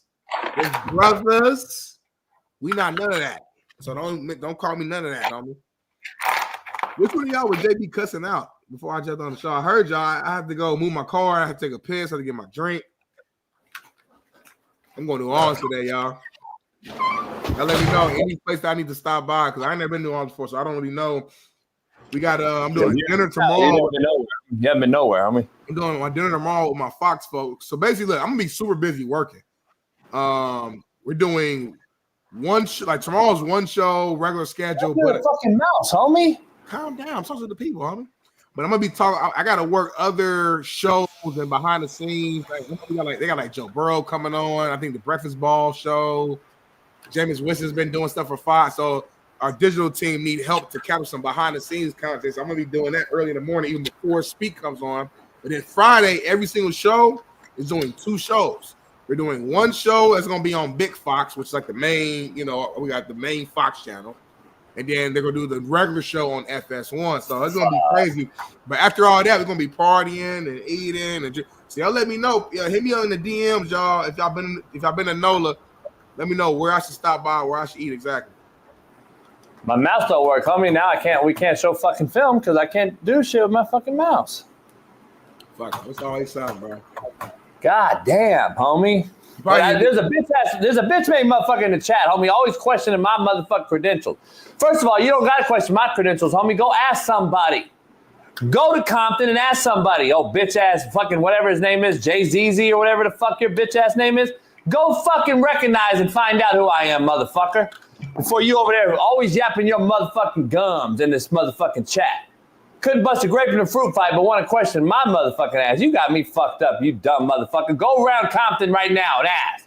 I bet you that motherfucker know me, bitch. Hey, Jada, stop talking crazy, Jada. I ain't 2 cents off you, Jada. I ain't seen you in the show in fucking months. Now you want to come over here and talk crazy. The people do care. Maybe you don't care.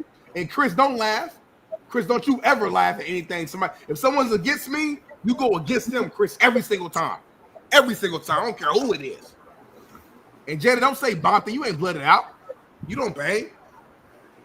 Jada bang. You bang for real? Jada fucked you up, homie. I ain't never met Jada before. I got technical problems over here. I gotta get the video up. Mouse ain't working and shit. Just chill. We good. We the real show up on the earth, homie. Like, I got keyboards out. Like everything's out, homie. Fuck. Let me read the comments, man. I ain't talked to y'all in a long time, man. Let me scroll and look and see. I'm trying to find who JB was talking crazy to because I'm not aware. Let's see. Why so sensitive today, JB? Not telling you how to run the show, homie. Still on the rim, please. Boston Richie Smitty, are you doing the show on Friday from the South? I'm bringing my mic and my camera My schedule's so funky that I'm just not sure yet. But my plan would be to at least be on the show for a little while on that Friday. Tomorrow's a wrap. It's also weird too because New Orleans is on Central Time. The fucking mouse nothing's working, man. Yeah, JB going shit. But to answer your question, it's TBD, Boston Richie. I want to. I'm having all my stuff ready, so we'll see what I can do.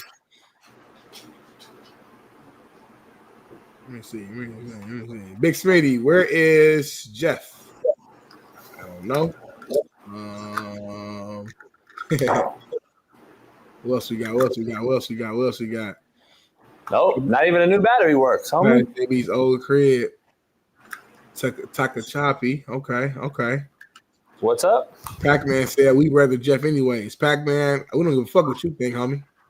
You my biggest hater. Oh. Pac-Man. You my biggest hater. Really? But what I learned though, if you ain't got no haters, you ain't really popping. You know what I mean? So I'm not really tripping. I appreciate you. What else we got, homie? Listen, he figured out his mouse. He figured out his thing. I wanted to see the answers in the chat though to the question I asked y'all earlier. I said, what considered? Because the reason I asked that question, I went downstairs and moved my car real quick, and my radio popped on, and they were doing like a little conversation about Super Bowl. And, all the ladies love Jalen Hurts. I have not heard one woman say they're not attracted to Jalen Hurts. Every woman, oh my God, he can have all of me. He can do whatever he want with me. This and the third. So it just came to my head. I'm like, what defines? If everybody thinks that this young man is good looking, all the women, if they think that, then what is the actual structure, right? Because there has to be a criteria. In my opinion, if everybody thinks this, JB might, it might be a certain chick that all the fellas look at, what I'm saying? Oh, Beyonce look good. So, what is the actual criteria, or is it just an opinion? Like, is it a fact that someone is a certain way, or is it an opinion? I don't know. It's my question of the day. Look at Chris right here. Cheer, Chris. I told y'all. As soon as I bring his name up, she melted, and she got a boyfriend. She got a man. Her man is seeing this right now. Oh. Jalen Hurts, all the women love Jalen Hurts. Sure, Chris is putting the hard eyes to his name. As soon as I bring his name up. I don't know what happened to my fucking mouse and everything's just gone, homie. Well, you know what, JB, if you want to. I can't do nothing, homie. I have to have it. I can't even fucking move the show. How about this? How about we do another commercial break? Give you a few minutes. We'll try to figure it out. If you don't figure it out, then we'll find a way to pivot. Because you and I can still have a discussion. We can still go through the rundown. Just we won't be able to go over the film, which I know is what we want to do. So, yeah, I can't move shit. I can't all do right, shit. Man, let's go ahead. Let's do another commercial, y'all. Chat, stay with us. Let JB figure this thing out. He's a problem solver, and we'll be back here in a few minutes, and we'll figure it out one way or another. You should just stay on the show. It's wireless mouse. Yes, it's wireless mouse. I can't restart the computer without a fucking mouse. Fucking Gorgon. Fuck, homie. Here, this is the infamous one of the palm trees at Ash 8. Can't fucking believe you. See this fucking belt? You see it? Who just eats a whole fucking palm tree, man? You guys are fucking shitting. Just fucking unearthed the motherfucker. Ate the whole fucking thing. Like, who eats a whole fucking palm tree? Like, you fucking shitting me? Are you fucking shitting me? Now, let's check now. Who did it? I'm gonna look at the fucking camera. Who fucking did it? Sit down. Sit down. Sit. Sit down. Now, do we understand each other? Excuse me. There is no more fucking up palm trees. I'm tired of spending all this money, and now I've created a whole fucking barricade for you. So I don't want to have to dig this bitch out. I'm fucking dead. I'm old, my back hurts, I'm fucking stiff as a porn dick. Come here, sit down. Sit down. Boy, if you don't sit your ass down, now, you come over here with me. Come on. Here's what I had to do to fucking stop you. And I got a better, beautiful, bigger tree. So now we are shitting in tall grass. Replanted it, bitch. soiled it up, put a little trellis in here, put a bunch of fucking stones, look like Stonehenge around this bitch. And now, Ash, are you gonna fucking try to dig this bitch out? Are you gonna do this? Are you gonna do this again? So I had to. Ash, remember this? Remember you ate this? Did you do this? He ate once. I put this little moat around it, and just a sitting area. Come over here. We got the slapstick basketball court and driving range. So if I ever want to pull out the big dog, that's our net. All we do is just slap down our driving range, you know. Bam, swing away. And that's where we swing into the net. Jimmy crack corn on this hoop. And here's my RV parking where I park the whips. Let's take you out and show you a few. Out these double gates, I'll show you a few cars. Come on out. So right here, of course, is the bad boy, the last year they made this Cadillac EXT, one of a kind. Can't find these anywhere. Yes, one come out here. We got the 650i, BMW, ragtop, 500 to the rear, white interior. You know, you can't beat it. This is my baby though, my truck. Full sound, custom sound system in both. Top notch, only as I do.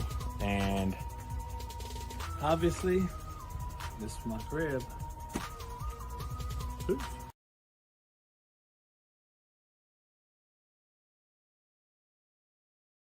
All right, that's JB's cribs. Appreciate you coming by. Listen, it's time to go. Now take your asses and get the hell out of here. I'm about to go cook some slapstick tri-tip. It's been a pleasure. Now go home. Peace.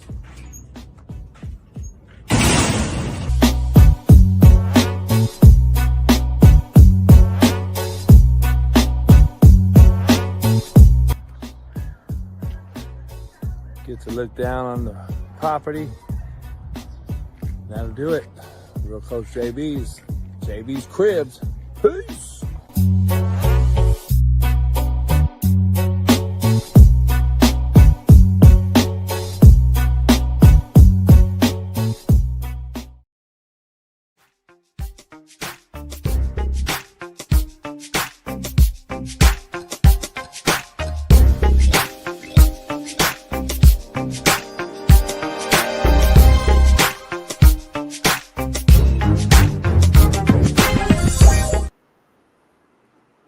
You hear me, Bailey?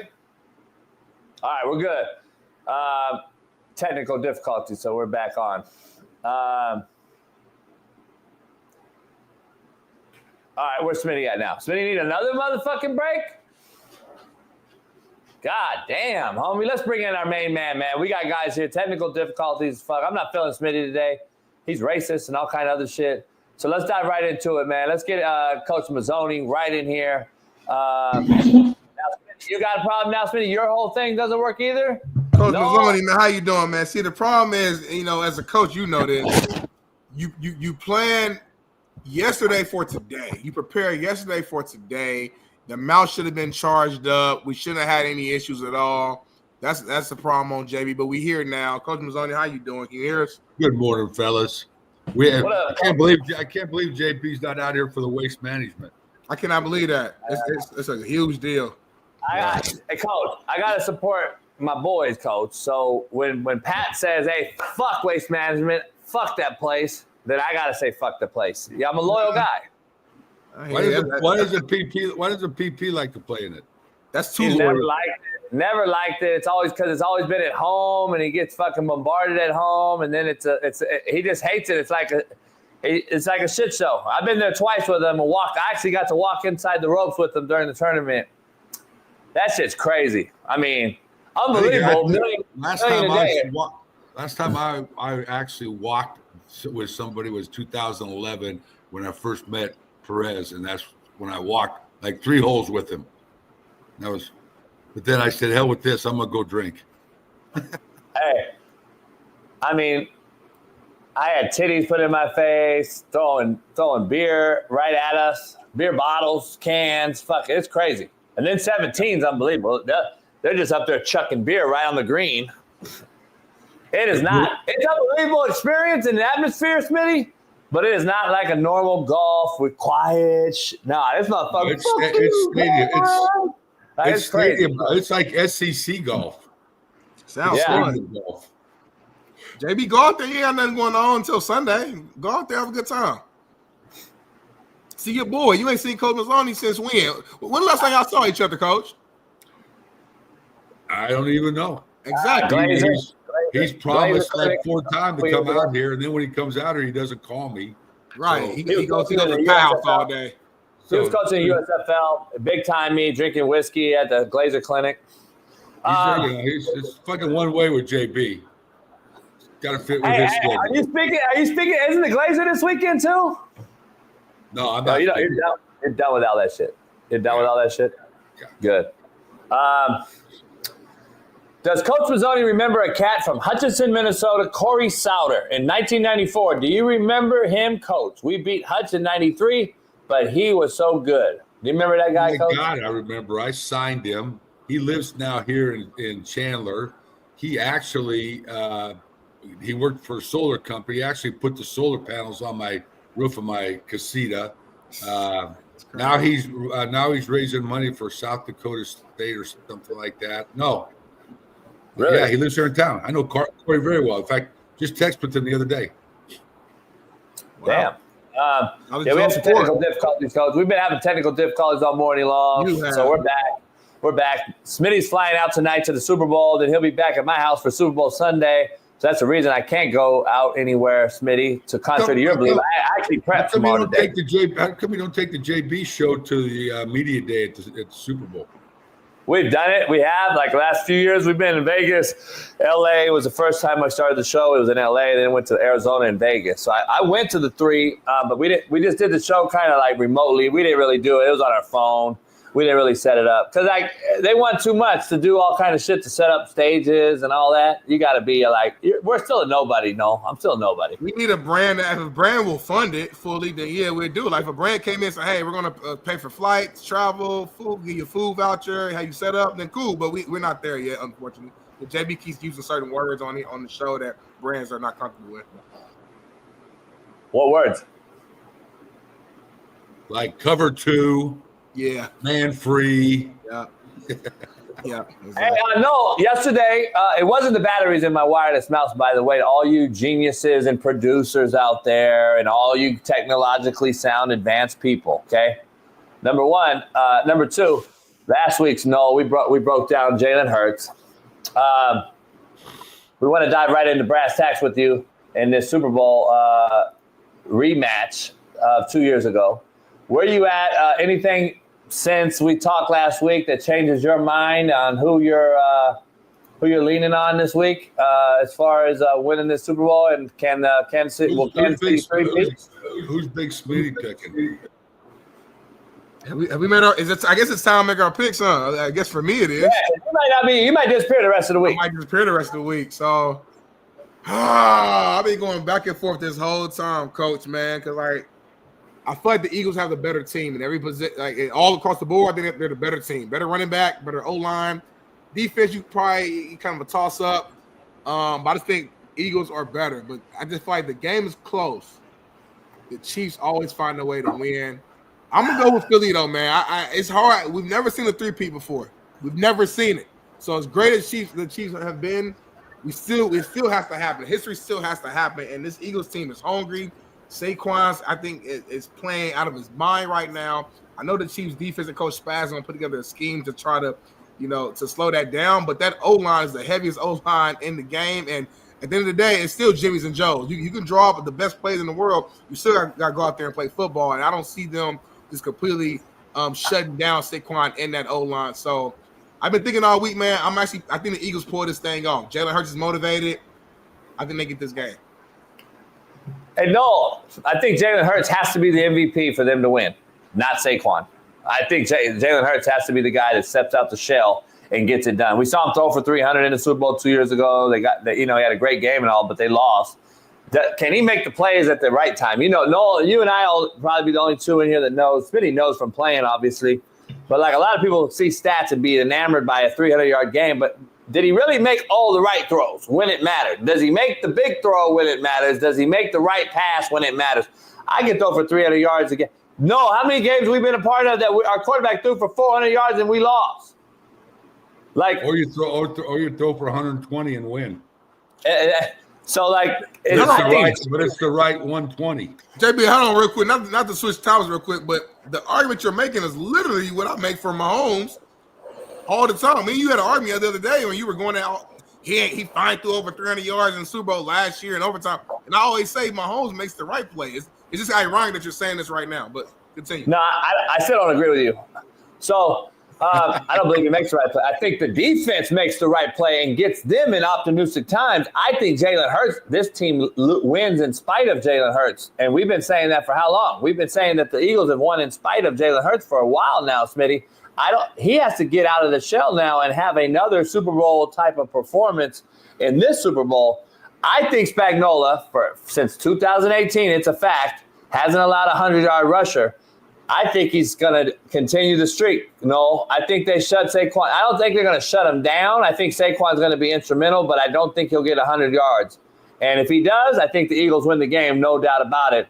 But if he doesn't, no, I got to ask you, just as a coach and an expert at this, how much will Jalen affect Saquon in the read option game when he pulls the ball and we look at it from the end zone and Saquon could have hit a gap and went for 50, but Jalen pulls it?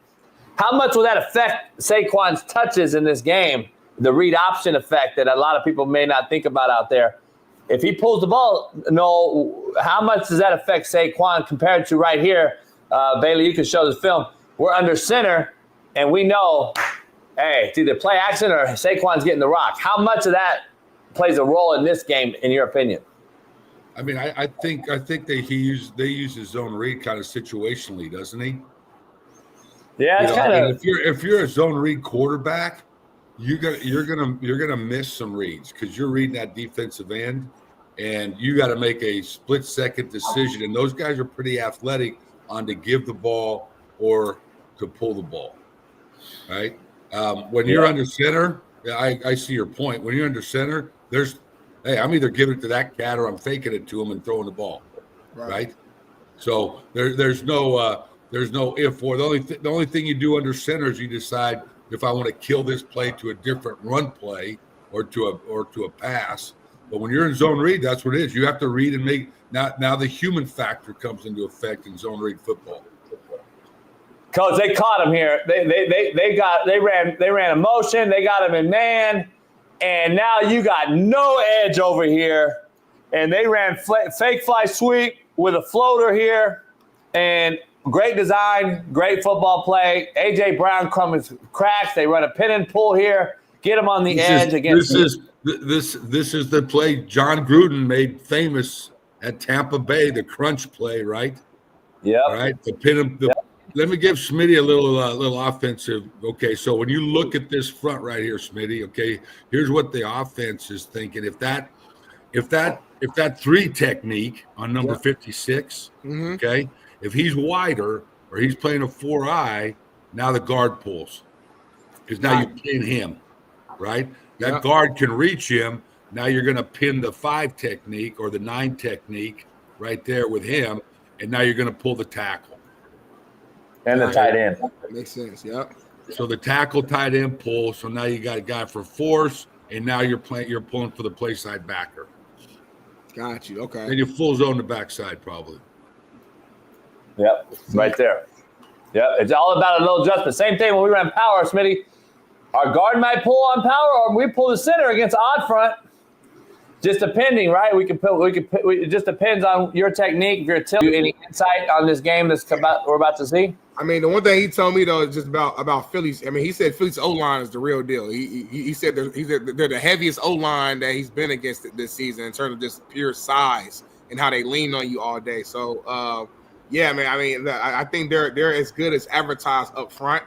for sure. And then Saquon himself, he's like, yeah, look, Saquon's legit. Like, I know that's like obvious, but it's like someone who's actually out there playing is like, nah, he's hard to get hands on. You know what I'm saying? Your brother plays for Washington? Sheldon Day. So we're not blood brothers, but we grew up together since we were 9 years old. But Sheldon Day. I just texted with DQ yesterday. DQ and I were together at the Jets.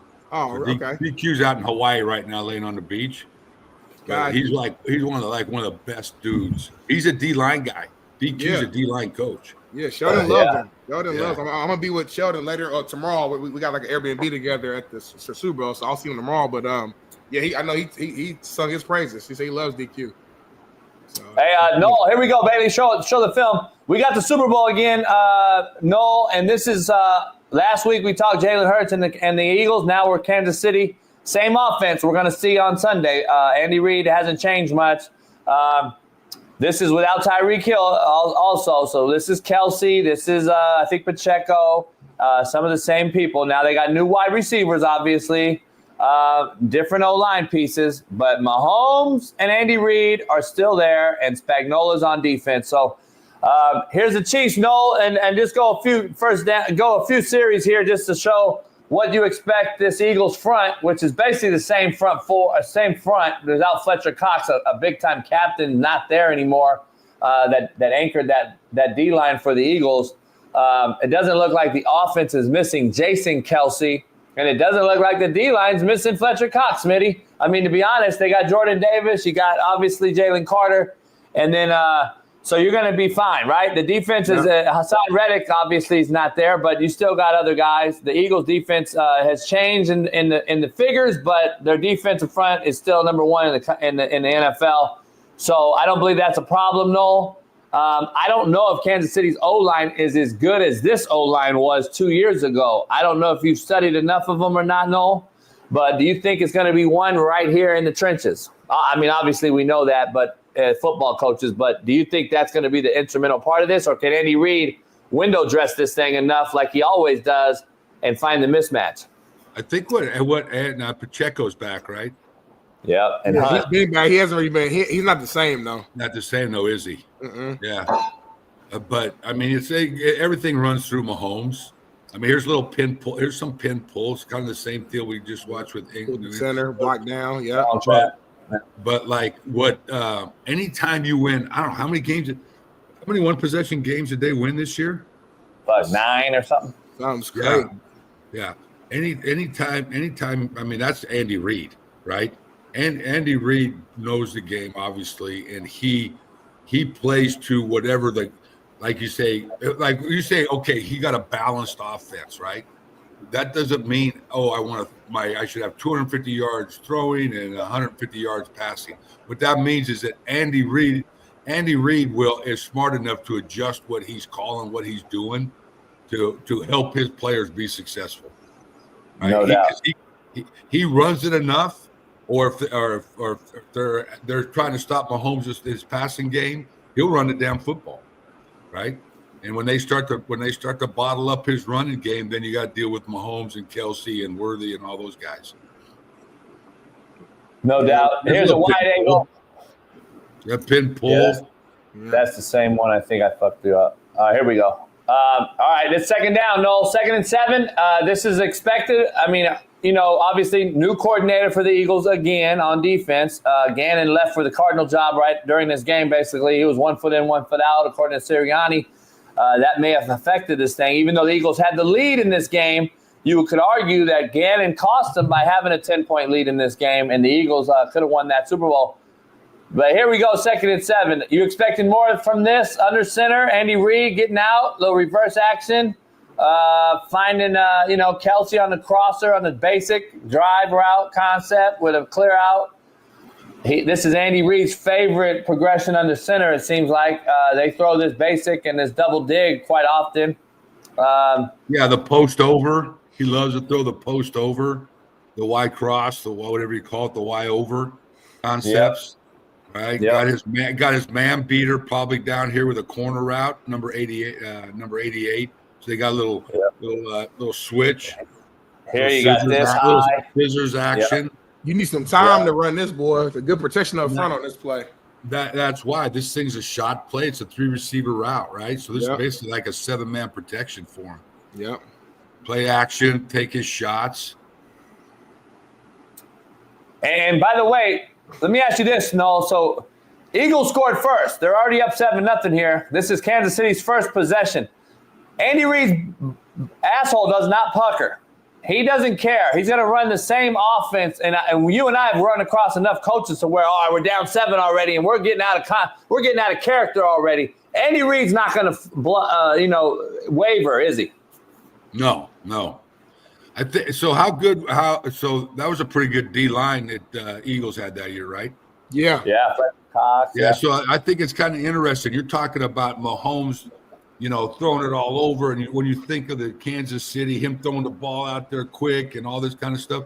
But he's been in 12 personnel, opens up with 12 personnel, pin pull run, stays in 12 personnel, goes hard play action, 7-man protection, throws a shot, and then he moves the pocket, right?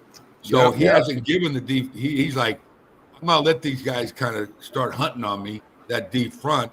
So I'm going to control the I'm going to control the line of scrimmage early in this game.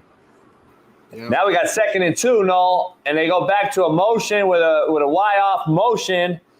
And 2nd and 2, I'm sure defense and Gannon, who's 1 foot in, 1 foot out, taking the Cardinal job during this right here. How much self-scout have you done or scout on this?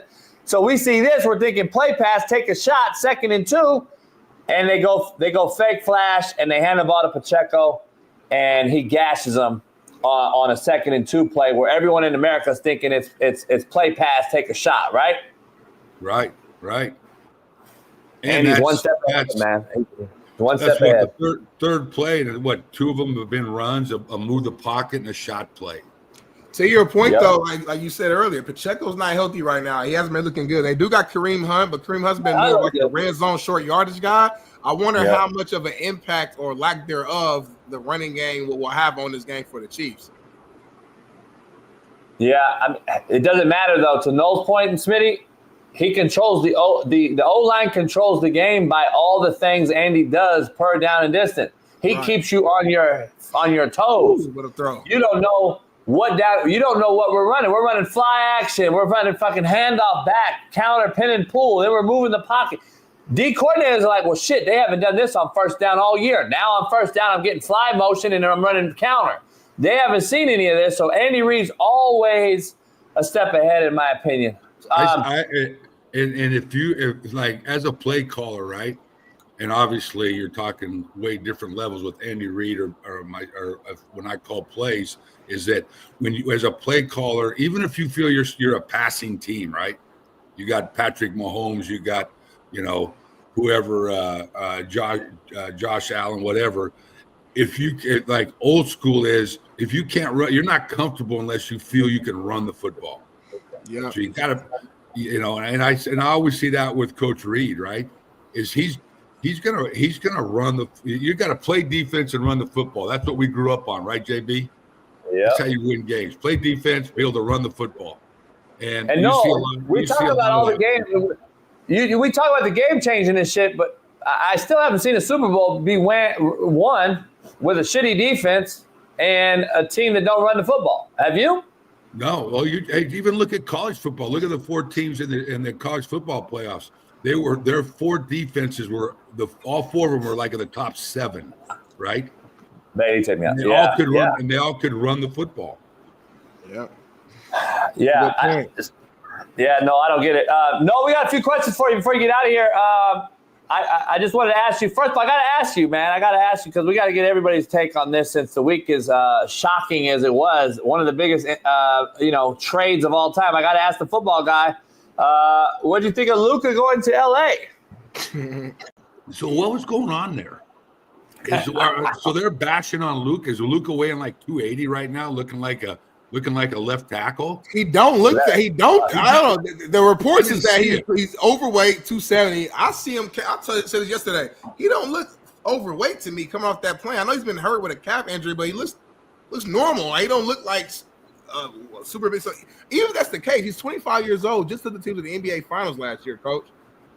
Some is up. It don't make sense. I tell you what he needs to do is he needs to just put his name in the supplemental draft and go be a left tackle for somebody and play for 15 more years and make he made a lot more money in the NBA doing what he's doing. You're right. Tackle way more money. Yeah. Hey, Coach, we talked about the poaching of coaches last week with you, and we're continuing to see it. It seems like all things leading towards Kellen Moore taking the Saints job.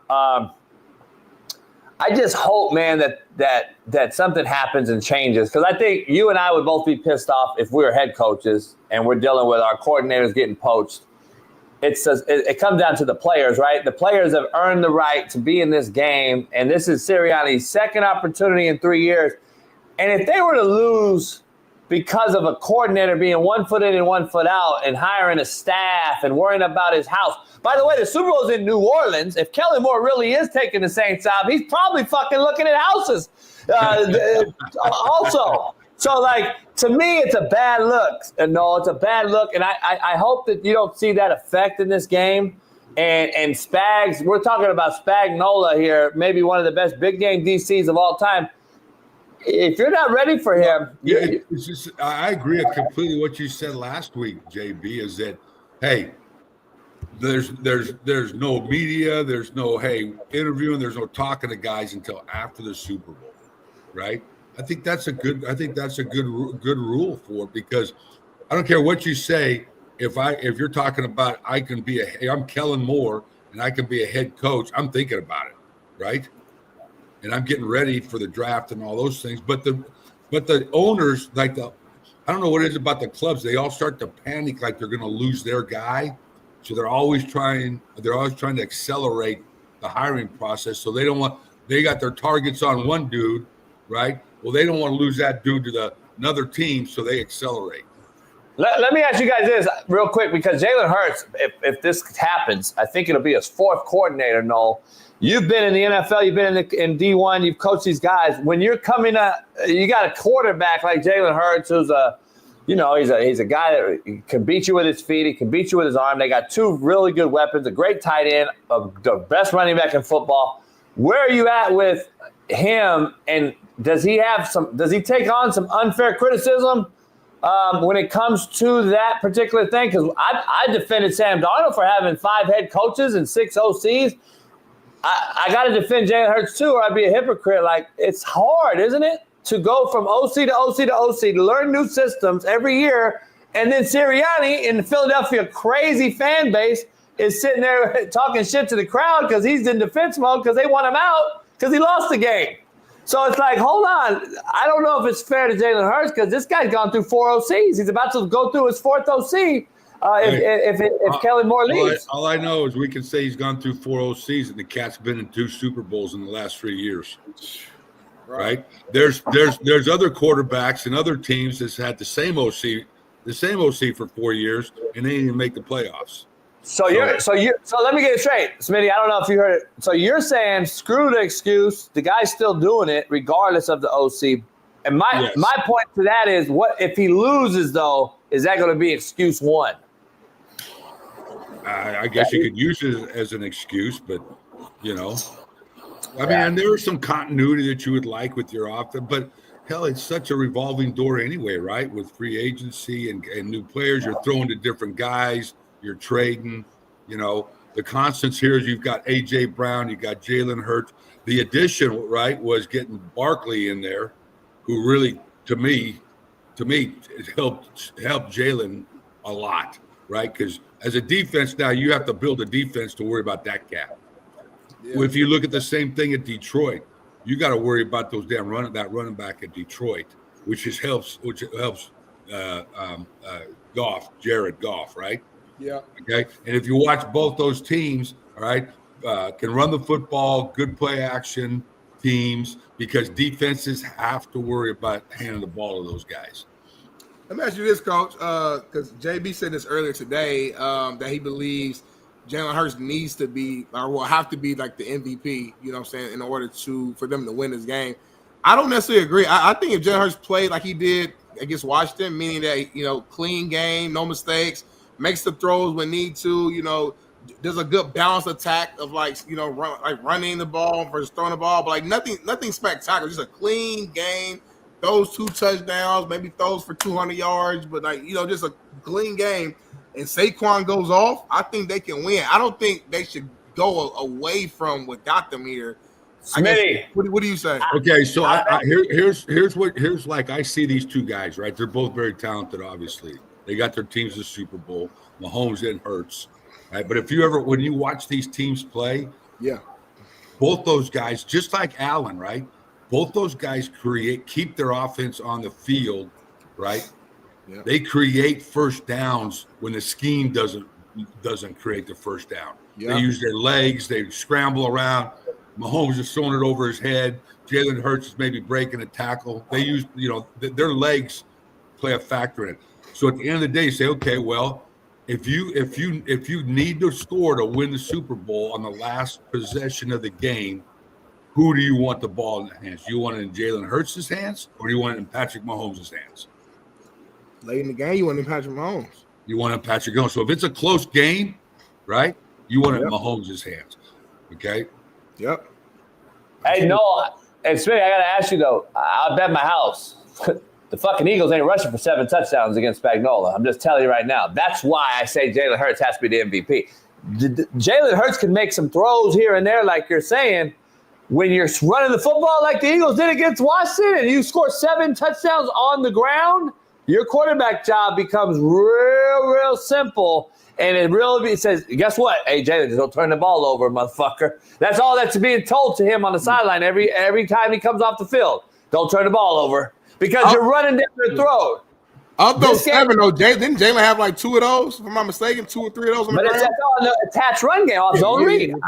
Yeah. I'm just saying that matters. This ain't happening against Spagnuolo. I think we would all argue if that happens against Spagnuolo, Eagles are winning. You're saying JB, the X factor here is Spagnuolo versus Hurts. No doubt about it. Mahomes is going to be Mahomes. He's going to get his points. They're going to do what they do, right? But the game is between Hurts and Spagnuolo. No question about it. I think he's going to have to figure out the disguises, the pressures, and the slight adjustment, and who's hot, who's not. Jalen Hurts going to have to figure that out. Where I'd be studying the things that Josh Allen just struggled against playing that same Spagnuolo. I'd be looking at that like, shit, what do I got to do? I'd go back to 2 years ago and say, okay, I know I threw for 300, but I know A.J. Brown took a hit 80. So I got to take that out, right? I got to look at what teeth of the coverage deep balls did I throw, anticipatory windows did I hit against this defensive coordinator that is so legit. Or I'm second guessing myself. I'm sitting there like, well, fuck, 200 of the 300 yards were on hitch balls that my wideout took for me on yak yards. Did he really sit in there? So his successes have to come in pressure downs.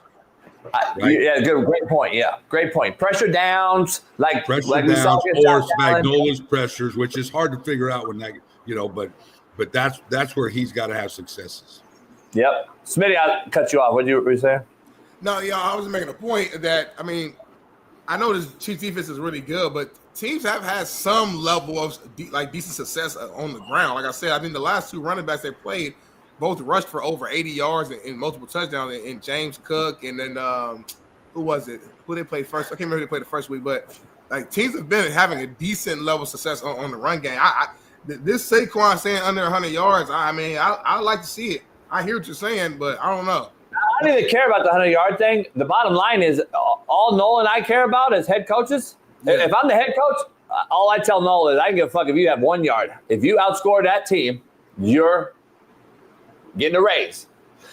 The same thing needs to be said for the DC. You can say all the shit you want about all that shit. Spagnuolo don't allow a lot of points, bro. 23 points is all the Bills scored, and we're talking about that was a great output. 23, Smitty. That's not a lot of points, dog. Let's be honest. 29, right? Am I tripping? Or whatever. 29, yeah, they scored at the end. So 29 points. 29 is decent though now. It is.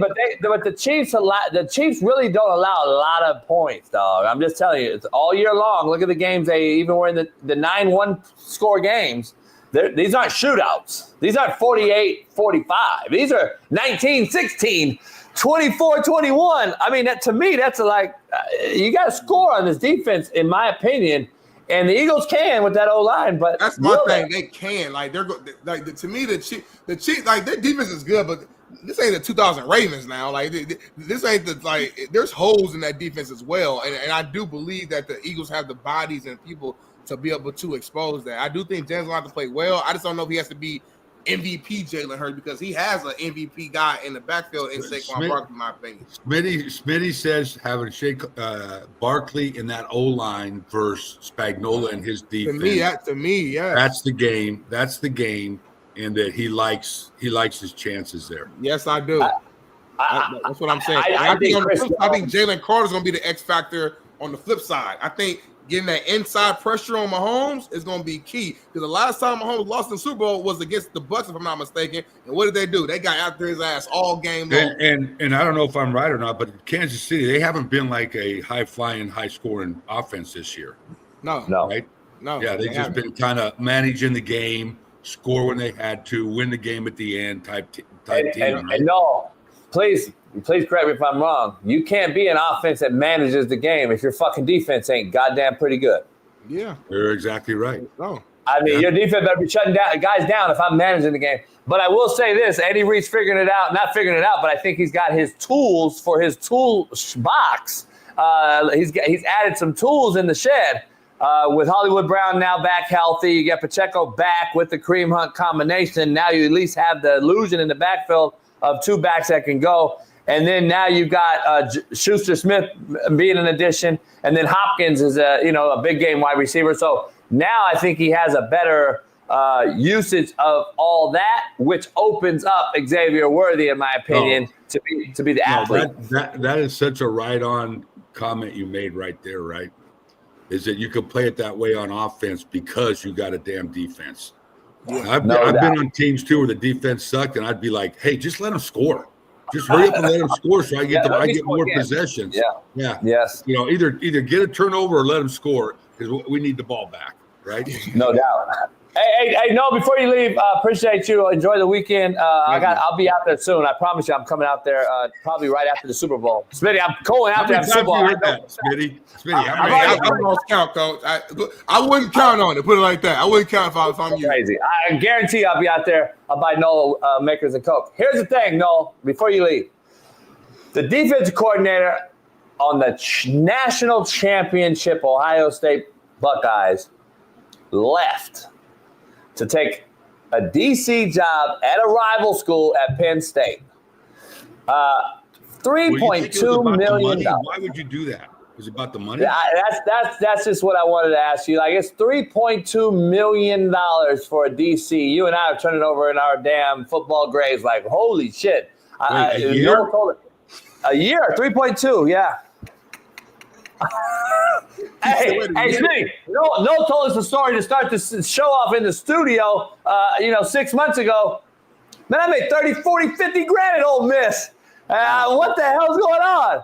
I had Jason Campbell as my quarterback. Ronnie Brown, Cadillac Williams I had Ronnie Daniels. That was my offensive guys at Auburn, and they were paying me $109,000 a year to call plays. You coach at the wrong time, and I was in the wrong time, bro.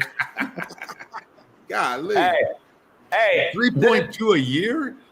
He was making. What's your question, JB? What's your question? What's the question? Yeah, you're going. Why did you do it, Coach? $2 million reasons why he did it. Now, here's the question. Here's a legitimate question. Ohio State said, "I'll match you" or whatever at 2.6. And apparently they locked him out of the office after the Natty when he said, "Well, I'm going to continue to shop." And they're like, "Well, we'll give you 2.6. We just won the Natty." Is it becoming so glaring that this whole game now is going to be destroyed by the dollar, the almighty dollar?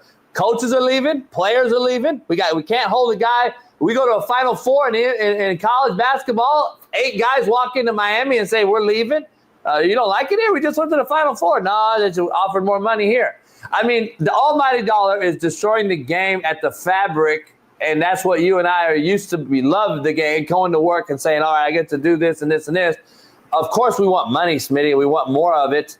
But, like, this is Ohio State, Smitty. Like, I'd rather win and make – Smitty, let's be real. 2.6 to 3.2, and I'm going to win a natty every year on my resume, I'll take the $600K cut. Hey, it's all freaking – it's all inflated, bro. Come on. It ain't – I mean, the coaching shit's overrated. Have good players. You know? Yeah. Have good players. I mean, what's the difference? They just Tom Allen left. They just hired the offensive coordinator in there. And did they win a national championship? No, right? Ohio State won because they got some dogs, man. Yeah, you know. Yeah. Now it's the same thing. Well, I mean, what's going to be different than was last year? You had a good coach there last year. That's what I'm saying. But, like, are you – and I'm good friends with James. You're good friends with James, I'm sure. Here's the thing. James, though, is the common denominator. After Day just won it, finally got over the hump, even though the Michigan thing is 4 losses in a row and all that. But I still won the natty in this new tournament. If you're a coach, you're a coordinator, are you looking at the head coach of that program and saying, all right, now, James, you haven't beat a top 10 team yet in your career, and I don't know if I really want to go there? Or do you just see the dollar and say, fuck it, I'm out? It don't matter who the head coach is. Is that how it is? Okay, so let's back up. So probably about 6 weeks ago, they're ready to fire Ryan Day and the whole group of them, right? That's my thing. Yep. After Michigan, I mean. So you're saying loyalty. I'm out. Yeah. The guy who I think did a great job over there from that Michigan game on through there, to me, really kind of changed was Chip. You know, because the offense really started to become really explosive at that point, right? After the Michigan game, you mean? Yeah. So you go in a matter of a month, right, or a month and a half from, oh my God, we got to win the natty, or we got to win games, or they're going to fire all of us around here. Okay, to hey, they just going to pay me $3.2 a year to do what I was almost getting fired for at the other place. So crazy, right? The money has really changed. Chip Kelly's back in the NFL. He's making more than head coaches. They all upgraded now. This is funny. This is how old I am, JB. The first $1 million contract was given to Jackie Sherrill at Texas A&M as the head coach, right? Damn. Okay. Right after that, Joe Paterno said that coaching college will never be the same because of what they're in, because now all of a sudden it's become a money game. You know, now you just buy. Jackie Sherrill. So you're looking at a profession that when JB and I grew up, Smitty, right, is you're building a culture on loyalty, on trust, on team, on all these factors, right, of building a team. Okay, and what you have what money has done is turn this team into no loyalties, no trust. It's just about the dollar. That's just an old coach's opinion, right? But no doubt. That's fact, though. That is what it is. I mean, the bottom line, Smitty's point is about the money. You take the money, of course, and then to our point, we grew up more of it's organic. We're gonna get to coach you hard. You love to be the player wants to be there, and the coach, and then you come together and build a relationship. Well, hey, and JB, when I was growing up and coaching, I mean, I took a running back job. I was for $32,000 at TCU. I took my first coordinator's job at Ole Miss for $55,000. Right? Kids were getting out of college, or players were graduating and trying to go to the NFL. They weren't looking at me. They weren't looking for my job.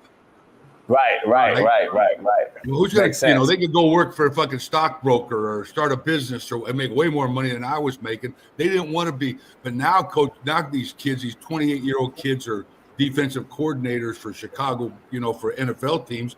And now the kids coming out of college going, holy shit, they're paying $3.2 to call defenses at Penn State. I'm going to go try to get that job. I just know you and I are different. Like, I just don't think money should be able to buy loyalty. I think you should be loyal regardless. That's just a problem I guess I always have. I probably won't be. So then you must love me because I show up every Wednesday and you don't pay me a damn dime. Smitty, so why you I'm loyal, JB. I'm Smitty, loyal. why you laughing? I ain't got my February paycheck either, coach. Yeah, you did. We go a month behind, homie. No, I'll be out there. Oh, damn. I'm coming out there. I'm just telling you right now. I'm coming out there. I can't wait, man. We're gonna sit by my pool, smoke a cigar, go over and see Perez. So we're gonna sit by Perez's and drink his liquor. Yeah. We're all day. He's in Saudi right now. You know, he knows. Shout out to Pat. He signed a deal with Fox, Smitty, because of Live Golf. Live Golf is with Fox now, and he signed a deal. He signed a 3. Now he's your co-worker, but he's not like your other co-workers. Ooh. Hey, did you see that thing they're doing now? That simulated 3-on-3 golf deal? Tiger Woods stuff? Can we just say? They hit it in the simulator and then PGL? Yeah, it's a big deal. It's big money. It is. Hey, and in the words of my boy Pat, it is GAY as you can get. But anyway, no, we'll see you on the other side. And Coach knows that's why we're not at Super Bowl, because the comments like that. Have a good one, Coach Mazzoni. See you guys. Later. From one legend to another, you got to be shitting me, Smitty. If anybody with any sort of fucking nuts, guts, competitive spirit is going to sit up here and watch a motherfucker hit a ball into a goddamn net and act like it's real competition out here with no wind, no fans yelling, no fucking elements, then you're just straight out not for me. Let's dive into our main man. We got a first, right out the gate, Smitty, topic to get your energy back up, to wake you up, because I could care less about that. You're traveling today to New Orleans and all that shit. I could care less. I'm worried about this show. I'm worried about finishing this show. After the technical difficulties and all the shit, I'm worried about finishing this show strong. You're worried about PJs, kicking it with the homies on the fly and all that old bullshit. Live for today, homie. That's my brand. Go to lfcclubbrand.com. So why aren't you living for today then, homie? Why aren't you living for the show right now? I'm locked in. I ain't said nothing. I let my guest, Coach Mazzoni, come on and eat. So I sit back, let him do the thing. I'm a player in that situation. He the coach. I'm learning. You shouldn't have had technical difficulties in the first place. Prepare today, yesterday, which you didn't do. You had a dead mouse. That's on you. I've been cooking you off the mouse. I took a little bit of a break for the guests, homie. Let's bring our main man, Coach Fred, man. HBCU legend, brother, HBCU legend, Coach Fred. First of all, this didn't go dead. This didn't go dead, homie. Some major shit happened. I don't care what happened. You was not prepared, homie. As a coach, you failed. You failed today. Going on, Coach Smitty fell every day. Smitty late every day, Coach Fred. Today, though. Live for today, right? Not yesterday. How you doing, Coach Fred? Coach, where you at? New backdrop? Where you at? What's going on? Hotel. What's up, man? No, I got a meeting with the hotel today, trying to get some corporate sponsorship going for the program. So they provided me with the backdrop for today. Y'all wild, man. HBCU and JUCO are very similar. Coach Fred is like assistant head coach of the college football team. Then he go out, he got to fundraise. He got to go make arrangements for the bus drivers. He got to go get the peanut butter jelly sandwiches.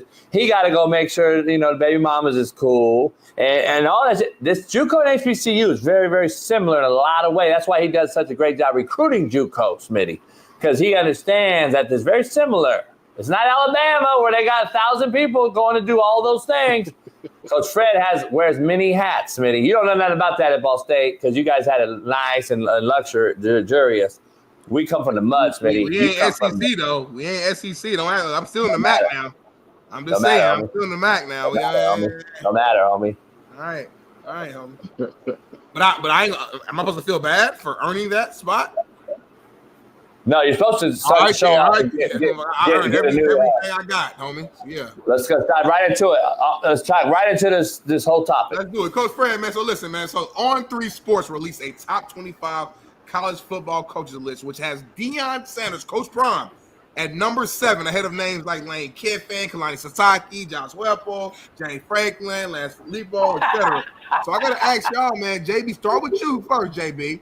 What's your take on this top 25 coaches list? Did they get it wrong? Let's break down this order.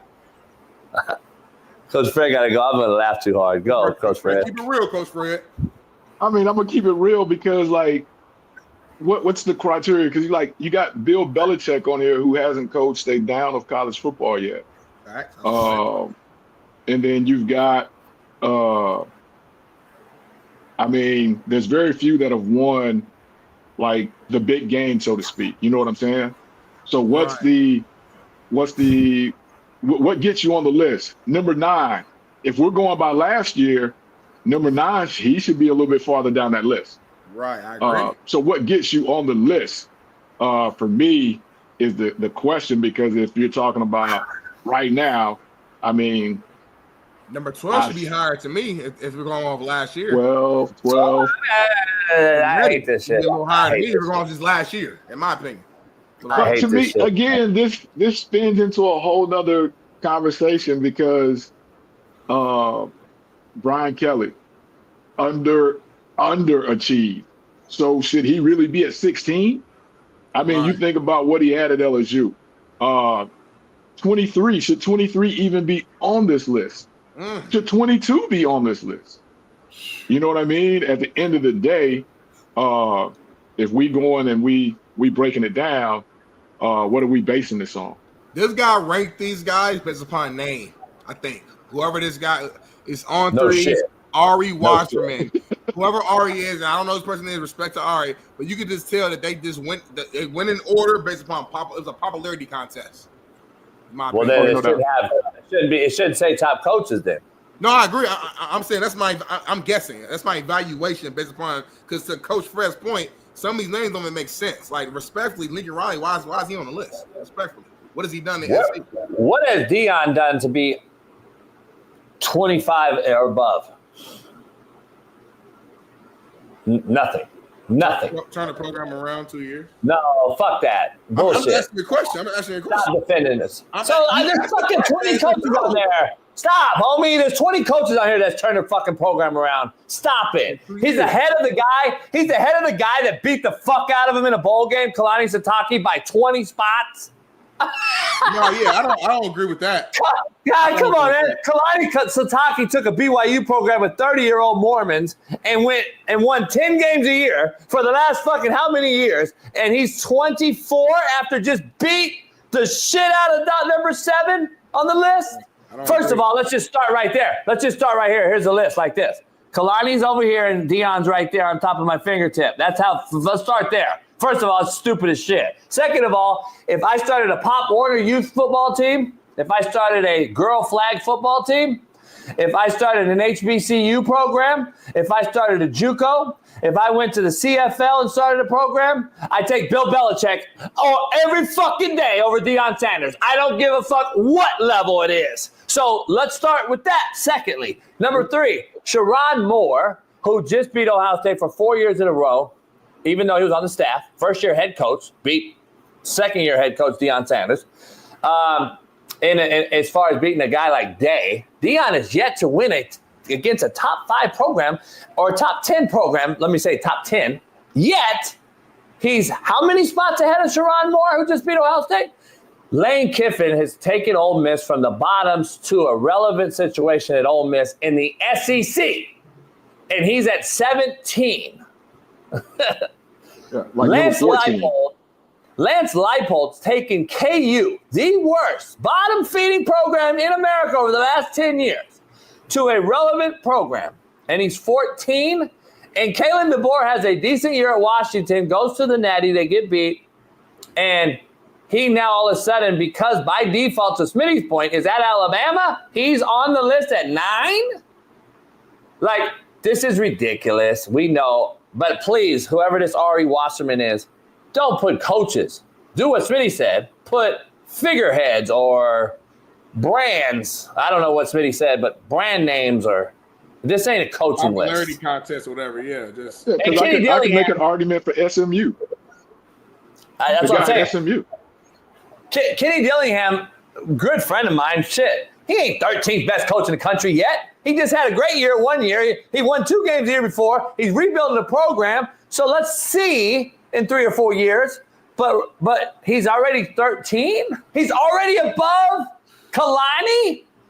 And then also to Coach Fred's point as reference to Bill Belichick, to me, he should either A, just not be on the list because he's never done it, or B, be number one. Because you can't have it both ways. It's either you got him on the list because you know what he did in the NFL level and he's arguably the greatest, so you think he's going to translate that to college. So if that's the case, put him at the top. Or we have no idea what he's going to do and he shouldn't even be on the list. How do you just put him randomly at 21? That's such a rant. Because the same argument you made about, you said you would take him over Dion. I can make the same argument that I would take him over every other coach that's in front of him too. If that's the case, so it's like, if you're talking coaches, it's no in between with Coach Belichick. If you're talking coaches, there's no in between. Right. Again, are we saying names or are we talking about actually coaching? That Smitty, kind of thing. You know more about this than me. Is this one of those, like, what do they call those accounts? Like the fake fucking ball nuts or whatever? Those weak fake accounts? I think on three is a legit like college source. I think they are really a college deal, but they put out the controversial stuff or what they consider to be controversial, that kind of stuff. So they'll post the Dan Lanning bio and then ask the question by the quick outing, should he be fired? That's kind of what they do. But it's And to me, I'm looking at the list. It's either SEC coach that's famous. Let's be honest, that's famous because Sark and Lane yet to win anything as a head coach, either as Dan. Good young guys and all that shit. Well, Sark and Lane, my age, they're 48, 49. But I'm saying the other guys on the list are either SEC Smitty, Josh Heupel. What's he won? Dabo's won fucking 2 natties, beat Alabama, and he's 6. Hey, can we name all the guys on here that's won a natty? Yeah, I mean, you go through it. Number 1, number 6. I don't need to look through it. It's 3 guys. Number 1, number 2, and then number 6. That's it. Yeah. That's my point. Yeah. So let's put them at 1, 2, and 3 to start with. Just put them 1, 2, 3 to start with. I don't care how you put them. Go ahead, put them on. Kirby and Dabo should be 1 and 2. Ryan Day 3.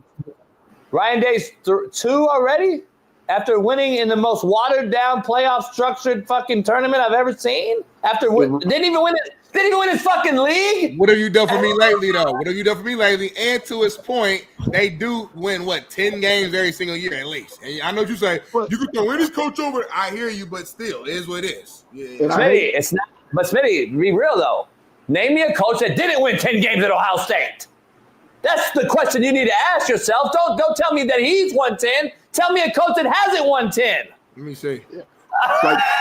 Like Steve Spurrier used to say, Ohio State's always been good. If Ryan Day goes to Iowa and puts them in contention, then that's something different. Yeah.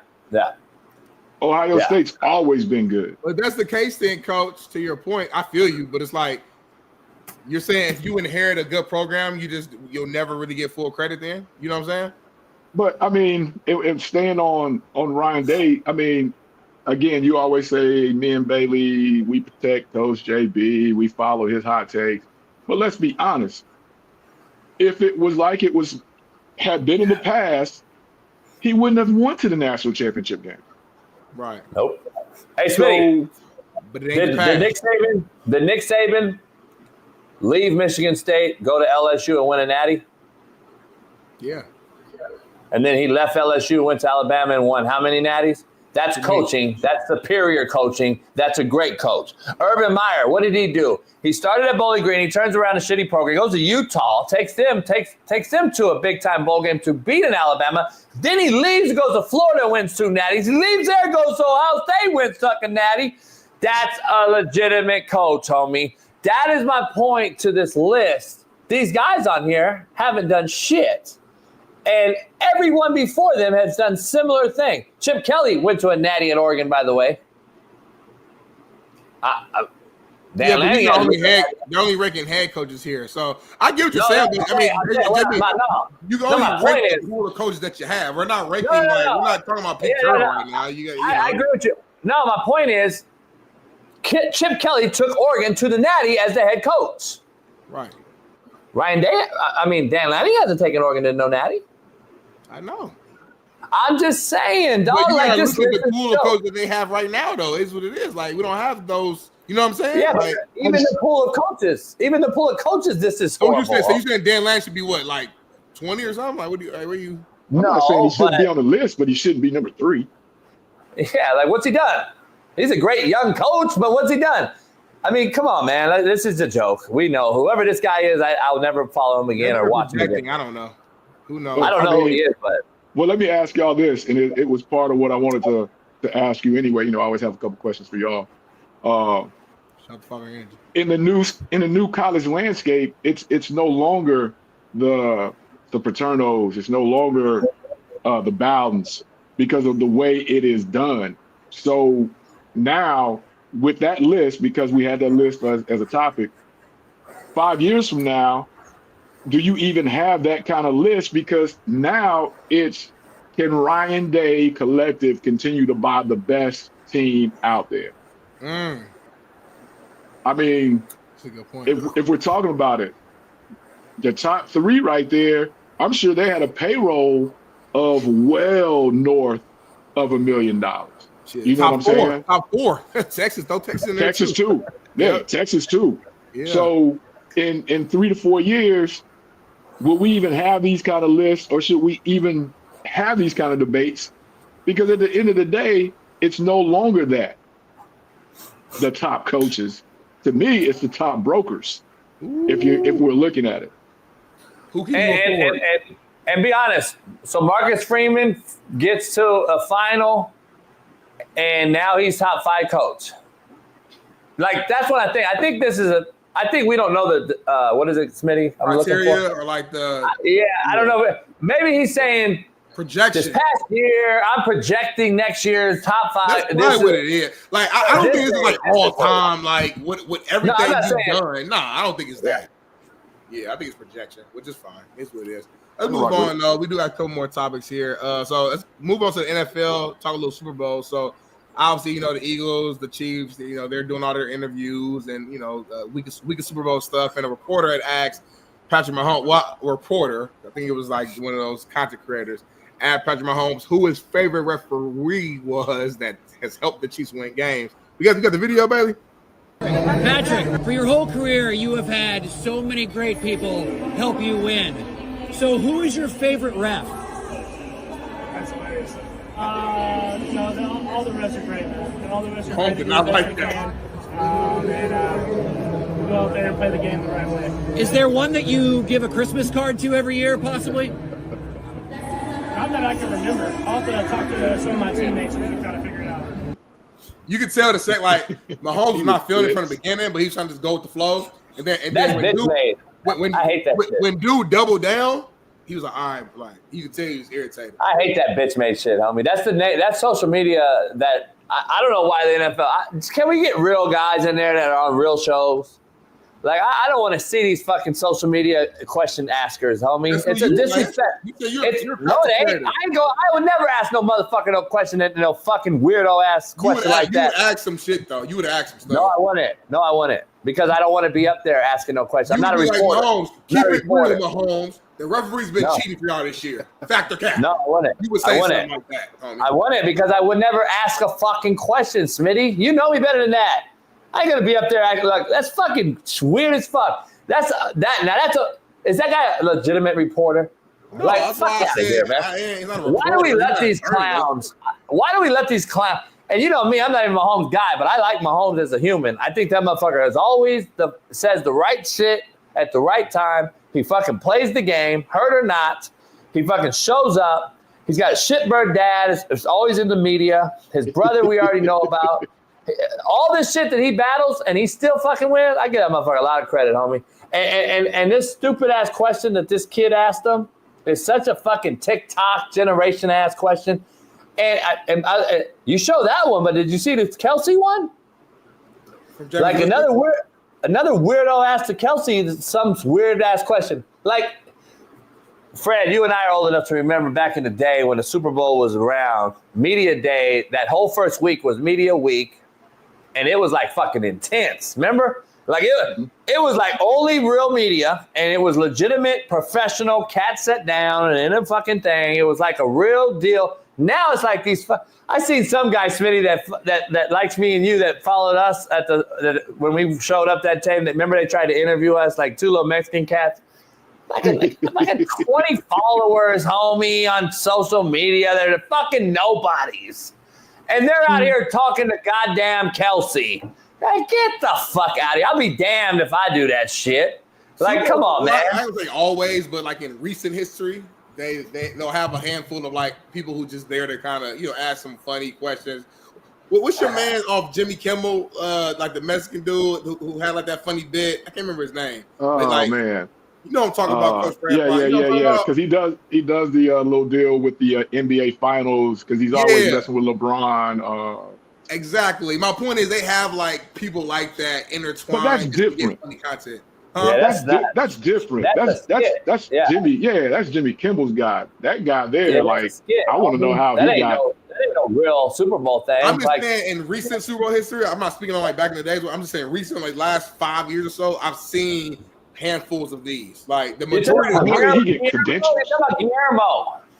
Yeah, Guillermo. I could think of his name. Thank you. Smitty, Guillermo, though, is a known guy on a major fucking show. I'm talking about fucking Enoch goes out here and asks fucking Kelsey a fucking question that no one knows who he is, and he's sitting there, hey, like, come on, homie, it's fucking stupid. You can buy a credential now, Smitty. You and I know this. You can fucking buy a Super Bowl media credential. Any slapdick goes out here.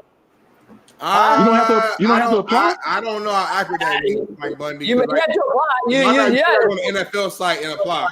Yeah, like so 3 weeks, 4 weeks, 6 weeks ago, you go out and you put in a thing for an application, blah, blah, blah, and you pay a dollar amount, and then you get a fucking card.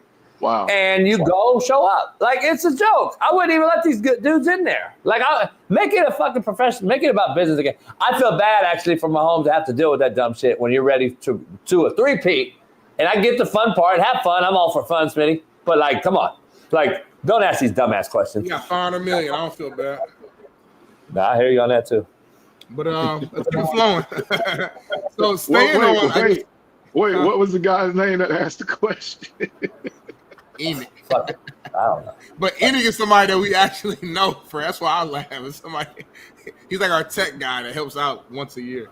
So staying on the officiating. So I guess the league officials are actually considering implementing an electric system to measure first downs next season. Is this good or bad for the NFL, Fred? We brought it up last year. I mean, this to me, that's bad. Really? Okay. Yeah. To me, that's bad because now, if that's the case, just remove the human element from it and just, put the robots out there, kind of go that way. The one thing that I would like to see is, if there's a face mask on a play that's missed, you have people in Washington watching it anyway. Why not get involved, that way, which they do with the spotting of the football anyway. But to have it electronically, they tell you every game, the line that you see on TV is not the actual line. It's not accurate, So, I mean, to me, I think this right here just starts to the optics, as you said earlier in the show, the optics to me just not what it should be. You know what though, JB? Last week, if I'm not mistaken, Weddle was on here, and I think we were talking about the Josh Allen QB sneak against the Chiefs that went against the Bills, and Chiefs were, ended up getting possession, and that ended up being a big turning point in the game. If I'm not mistaken, then Weddle, he was on the opposite side saying that, it's 2025, we should be able to put a chip in the football and be able to have a sensor to where there's no opinions that have to go into this. We know for a fact if they reach the point or not. So I understand both perspectives. Because it's still wherever the whistle is blown.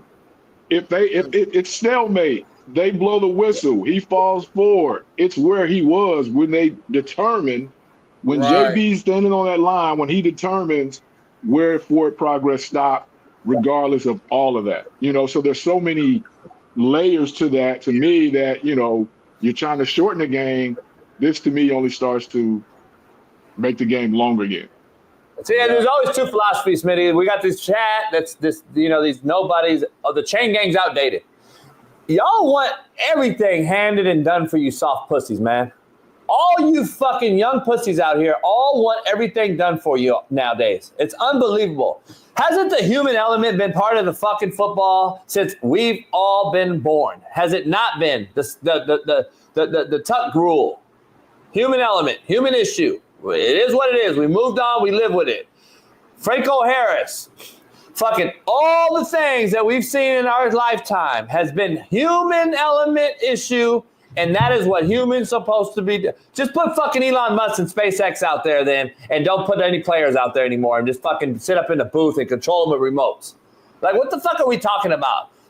Can we just have humans still do it and take away all the bullshit rules? We want to add rules every day, though, and now you want to make mechanical communication devices control the game, but you want humans to play the game. Make it fucking make sense, man. We got to stop with this bullshit, man. I'm so tired of seeing this shit. Let the fucking ref earn his money. How about that? Or take him off the field then. So now what are we paying refs for then? Fucking stupid, man. Let me ask you this, Shaun. I want to ask you this, Coach Fred and Smitty. I want you to take a listen to one of the top, 20 coaches on 3 had to say, let's talk about one of these top coaches that gets paid $10 million a year. Take a listen to this discussion, and I would love to see you get this, Smitty and Fred. I want to get your take on this shit because I'm not high on this coach anyway. This kind of proves that I've been right all along. But go ahead, baby. Show this. You haven't heard from anybody from the LSU coaching staff since October of 2023. Specifically, Brian Kelly. My son almost lost his life, Coach. Where were you? Forget about football. Pick up the phone and say you love the kid, man. Little Greg, for you. I just want to be known.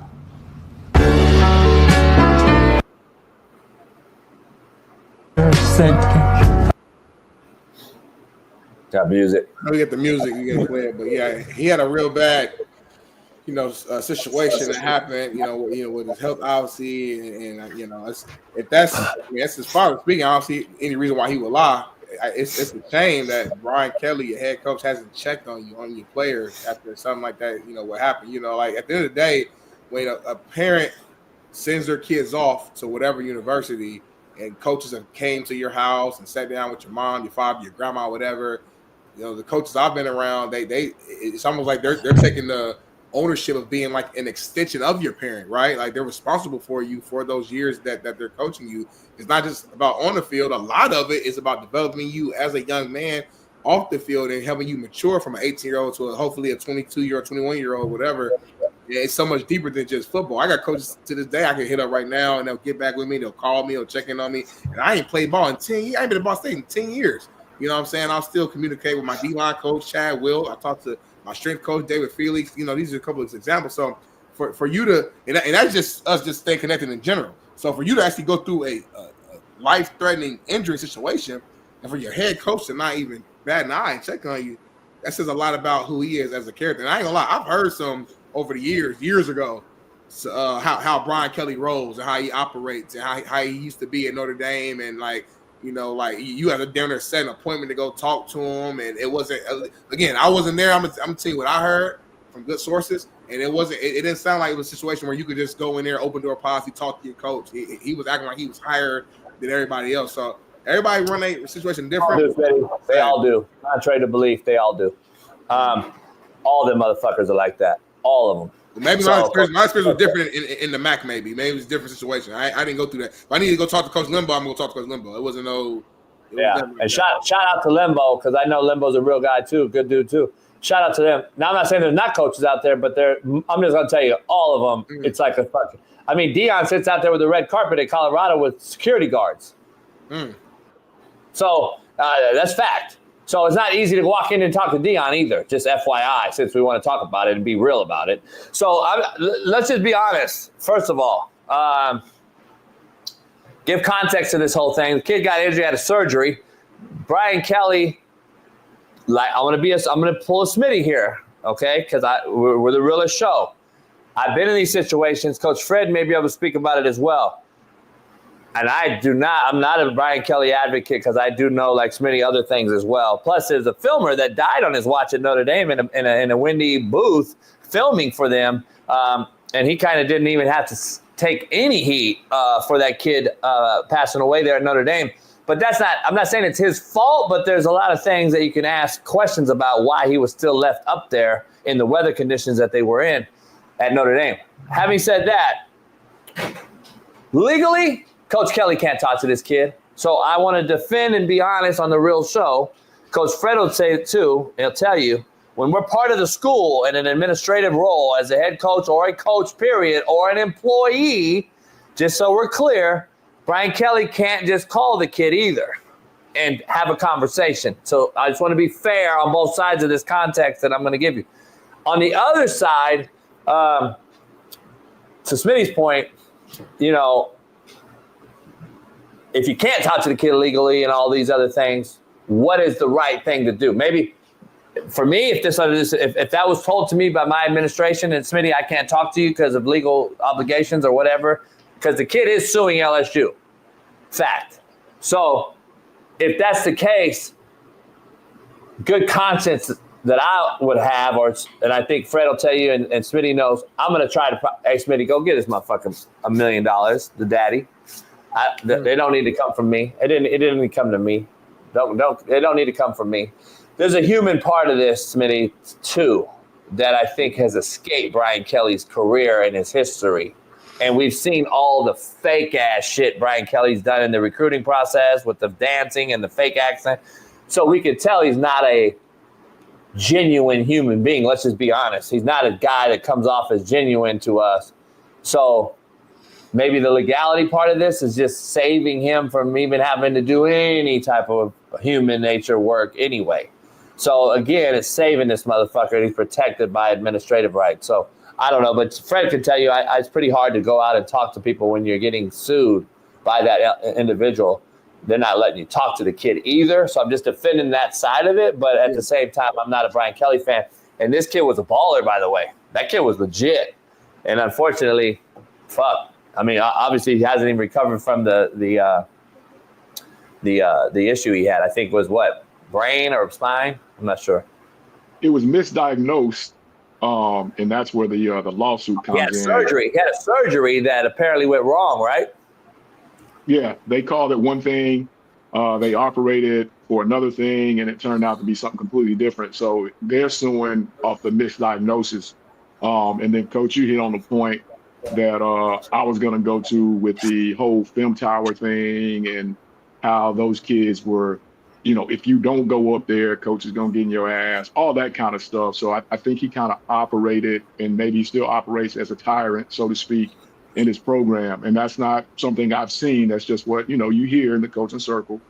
I would hope that early on, before the lawsuits, that he did, reach out and do all those things. Because like Coach said, once the lawsuit comes down, then, it's all hands off. Got to let it play its course and go from there. But, the human element in that thing is, the track record that he's presented, it doesn't lean well. And then Coach hit another point, man. Coming from where we come from in our backgrounds, JC, high school, HBCU, there is that element, Smitty, that you touched on. When I'm sitting in JB's living room telling JB how I'm going to take his 18-year-old son and help finish the job that he did. So, feel comfortable with me. I don't know if this day and age, once you get to a certain point, once you start making millions, I think that element, and all the guys that I know turn into, for lack of a better way to put it, they turn into jackasses to the point that they become very arrogant on the recruiting trail. I've been in, JB can probably speak to it, I've been in high schools where there's been a helicopter with a prominent coach that's flown in to see a kid, and you're like, oh, okay, cool. And you go to introduce yourself to this coach as you're supposed to, and it's kind of like, yeah, what the F you talking to me? You know, hey, good luck with what you're doing. You know, that kind of thing. All those guys turn that way. There's very few that I can say that I've been in offices with or walked in and been like, hey, cool, Alcorn State, what's going on? You know, nice to meet you. Nah, it's almost like bow down, like, freak, I'm from the 863, man. I coach like you coach. Right. I don't want the other list. I want the same list they're giving him. And I'm going to talk to the same kid. The only way you beat me on this kid is because of where you are at, not the logo, not because of who you are. It's the logo. But, you know, I've met Kelly on the recruiting trail, and I can speak to the point that he ain't coming on the Coach JB show and kicking it. You know, he ain't doing that. Right. You know, we ain't going to be in New Orleans and we see him and be like, hey, Coach Kelly. Nah, he ain't coming over there. He might not even speak. You know what I mean? That kind of thing. He's such a fucking clown. Just be honest. I've been very, around the very motherfucker. arrogant. Once you I told get to that that motherfucker point. to get out of my office. I told that motherfucker to go sit in the waiting room with the rest of the fucking pundits because I had an action, Smitty, to get back at his ass for thinking he was like what Coach Fred just said. Yeah. I put his ass in the fucking, what we called the war room. I put his ass in the war room with everybody else. You have to humble him. Hell yeah. Because he walked in thinking he was somebody. I did the same thing, though, with Jimbo Fisher. So after him and Ed Ogeron, I'm cool with Ed. So Ed and I were friends. Ed and Jimbo walked in my office the next day after the shootout game that was like 77-74. Remember that 9 overtime game, Fred? Mm-hmm. Like in 16? They all came to get Jermaine very next day, and they both hate each other. Jimbo and Ed hate each other. They walked in my office the same time. I look at them, and I'm just laughing. I said, hey, Ed, come on in. And Jimbo's sitting there thinking he's supposed to be allowed in. Nah, motherfucker, go in the fucking waiting room. I already know what you did to Malik Henry at Florida State. Get the fuck out of here, you fucking weirdo.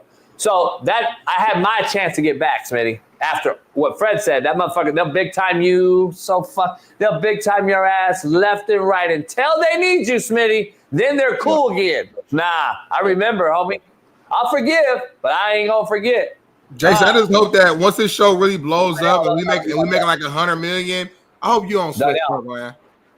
I don't ever switch up. I hope you don't switch up when the money really comes in. If I took the Alabama job right now, my shittiest player can walk in the office right now and have a conversation. You're saying that now, but if you had... No, I said my whole life. Why would I change now at 49? You ain't never had no money.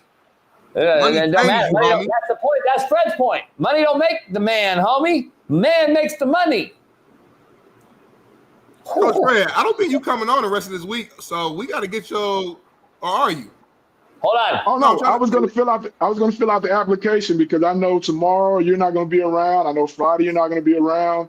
So I was letting Coach and Bailey know, like, yo, I'm available. You know, I'm done after the day. Today's National Signing Day. I've already got my scholarship in, my scholarships for my guys. So I'm free the rest of the week to fill in for Smitty. I was going to also make point that I hit you in your DMs and was like, yo, hit me up. I'm literally 40 minutes from New Orleans, Smitty. I come over, meet you, hang out. You've yet to respond. So I'm feeling some kind of way about you right now on the switch-up tip. Smitty commits more black-on-black crime on this show than any other human I know. That was a smooth segment into that because you were just talking about switching up. Because you were just saying how all your big-time Fox friends were going to be there. Now it all makes sense as to why you didn't hit me up. And I'm literally he's telling me not to big time, but that motherfucker steady big time. No, with Twitter or Instagram. Big time, dog. IG. Don't worry about it. You find it, homie. Hey, Fred, let me ask you something real quick before we get out of here. The president of the Packers, Mark Murphy, wants the NFL to ban the tush push. I figured it'd be a good 5-minute conversation. Where are you at with this? Why Smitty's faking looking at DMs? Where are you at with this? Where are you at with this this whole tush push and the Packers, who ultimately are sitting at home again, want to ban this? We've talked about this for a few years now. Until Jalen Hurts gets hurt or a quarterback gets hurt, I don't believe it's going to change. It's going to be in play. Yeah, it's going to be in play. Where are you at with this? Smitty, you can stop faking now and answer the question. I mean, I think this is just something to talk about. I mean, to me, it's like you said, until something happens to one of the big name quarterbacks doing it, it's a football play. Hey, Coach It's a Trent, I'm sorry. football play. Please message me like right now. I do not see I swear to God, I do not see no DM from you. I right-handed God, I don't. Make sure it's me. It's a Darnell football play. Smith 95. Say what? Darnell Smith 95 is my Instagram name. Yeah, I'll follow you. You finally hit me back. And just send me anything right now, just so it pops up. Thursday, 10 a.m. Smitty, are you an elitist? Smitty, are you an elitist? Vincent Conrad wanted to know if you're an elitist. I am not an elitist. You have to be elite to be in elitist. I'm on food stamps right now in Section 8. You sure act like it. But nah, Coach, I think it's a football play. I mean, it is what it is. It's not 100% successful, so it's not like it's a cheat code. I don't even know, the context of why he actually brought it up. But to me, it's kind of like you said, until Patrick Mahomes get hurt doing it, it's going to be, a play that's a play.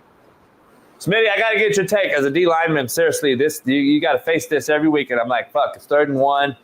Your brother just faced it, and Sheldon, and they had to go against that. And we seen the linebacker kept hurdling the center, and I loved it. I'm like, fuck, keep doing it. Then they talk about reward. So not only is this play being rewarded by how it is, I can push with 600 pounds behind the quarterback and get a running start advantage.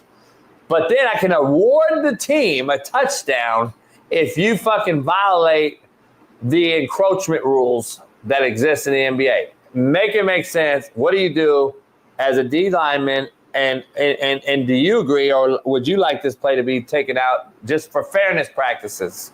I mean, I don't like the play, but it feels like we're trying to punish the Eagles for finding a loophole, so to speak. I'll call it that for lack of better terminology. A loophole in the game that's working that in their favor and trying to punish them for it. Like, to me, it reminds me of like James Harden a couple years ago. I can't remember if it was it was some sort of dribble, some sort of move he had that like looked like a travel, or it was a way where he was able to get away with a travel. It was a travel. He was traveling, yeah. It was a way where he was able to manipulate and get away with it, and it was working to his favor. So it was like, well, it is what it is. So like, I'm trying to speak right now, JB. So my thing is, listen, don't remove it just because the Eagles are so good at it. Yeah, at the end of the day, stop them from getting on. Don't remove that. Don't remove that. I'm sorry.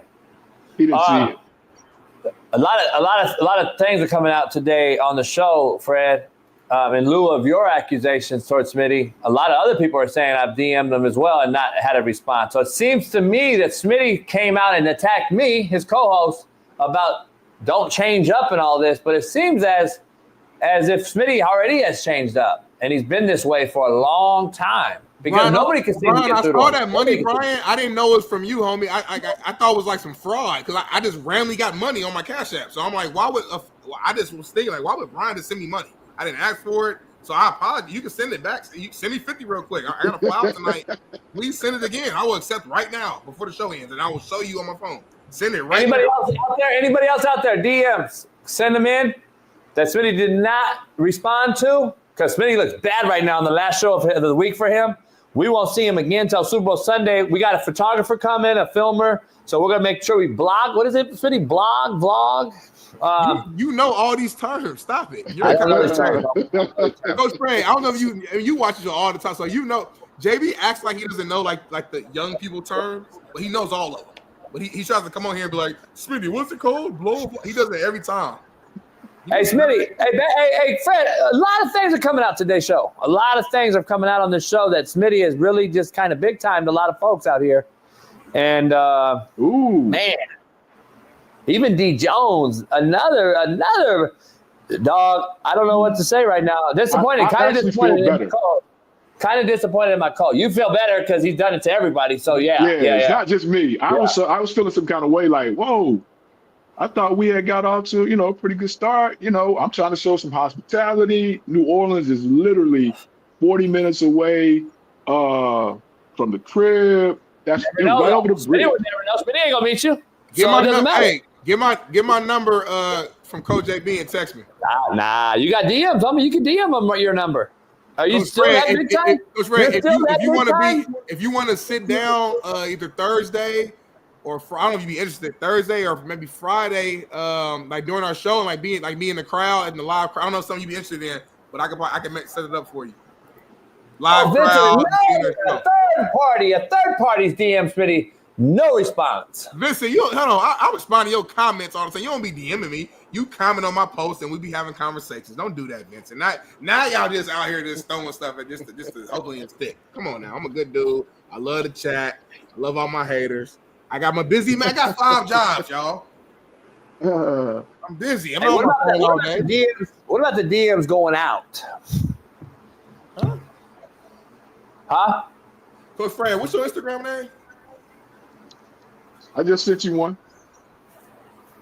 Okay, I swear I'm about to show y'all my actual like DMs. Does anybody have all the ladies out there? Can you? Is that not you? Is that not you? Yep. Yeah, I just hit you up again. I'm telling you, it's not. Hey, it's not here. And then what's funny about it? I could show where you've kind of like. Who's that girl on there? Homegirl birthday. Invite me to her birthday. I'm a real one. I'm not hiding. Homegirl invited to her birthday. I ain't got time to lie. Right here. Listen, his message not popping up. I'm showing y'all.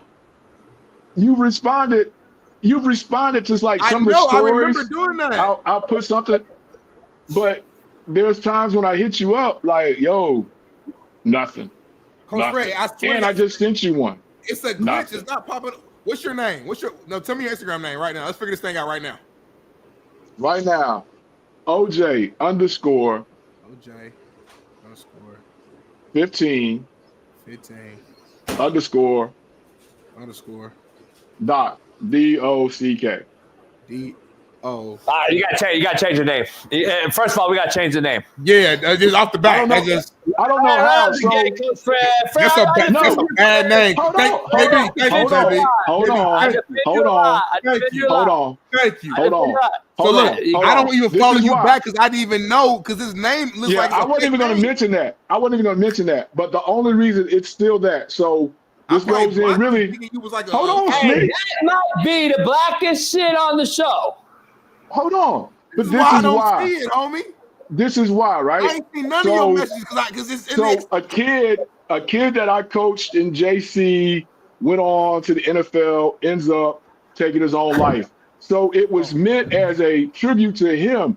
And then all of a sudden it was like, okay, now how do I get back to like the real name? So I'm like you, Coach JB. I don't know how to change it back.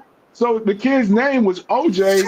And his last name was, blah, blah, blah. And Doc was half of it. His name is OJ _. But hey, homie, this motherfucker said OJ _Fred _ John Fred. I'm like, damn. He's not mad at me for not finding him. First of all, it's literally 1, 2, 3, 4, 5, 6, 7, 8, 9, 10. It's literally 10 characters. That's it. It ain't about the I don't know what you just said. You are Coach Fred. How can somebody? It's got a picture of me in an Alcorn shirt. It's got a picture of me in an Alcorn shirt. OJ _ Coach Fred, you don't have like Coach Fred Alcorn like for recruits and shit. That's it.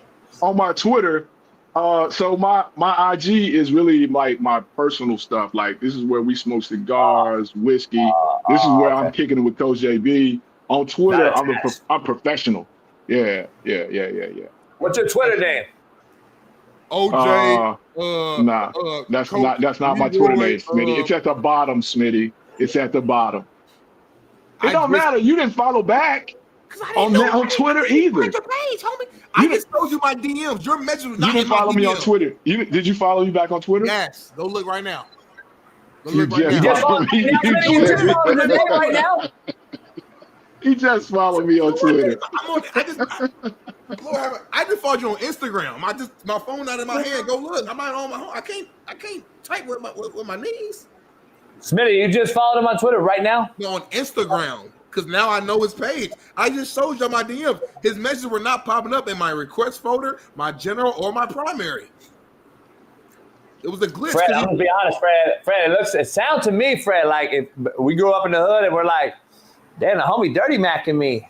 Like he kind of like, you know what I'm saying? He kind of like Smitty has a little bit of like a little like off the field hostility maybe. It seems like something maybe brewing there. You guys probably should hook up in New Orleans, Smitty. Hash it out, brothers. Hash it out. What reason would I have to hate on Coach Fred or be mad at Coach Fred? Give me one reason. I'm not saying you were hating or mad. Ever since the Tyreek Hill show, and that never been really the same. Never really been the same. So that was the moment, huh? That was the that was the shift. I forgot all about that one. Yeah. He really didn't forgive me for that one. He felt some kind of way about that one because I wasn't on his tape. He really did.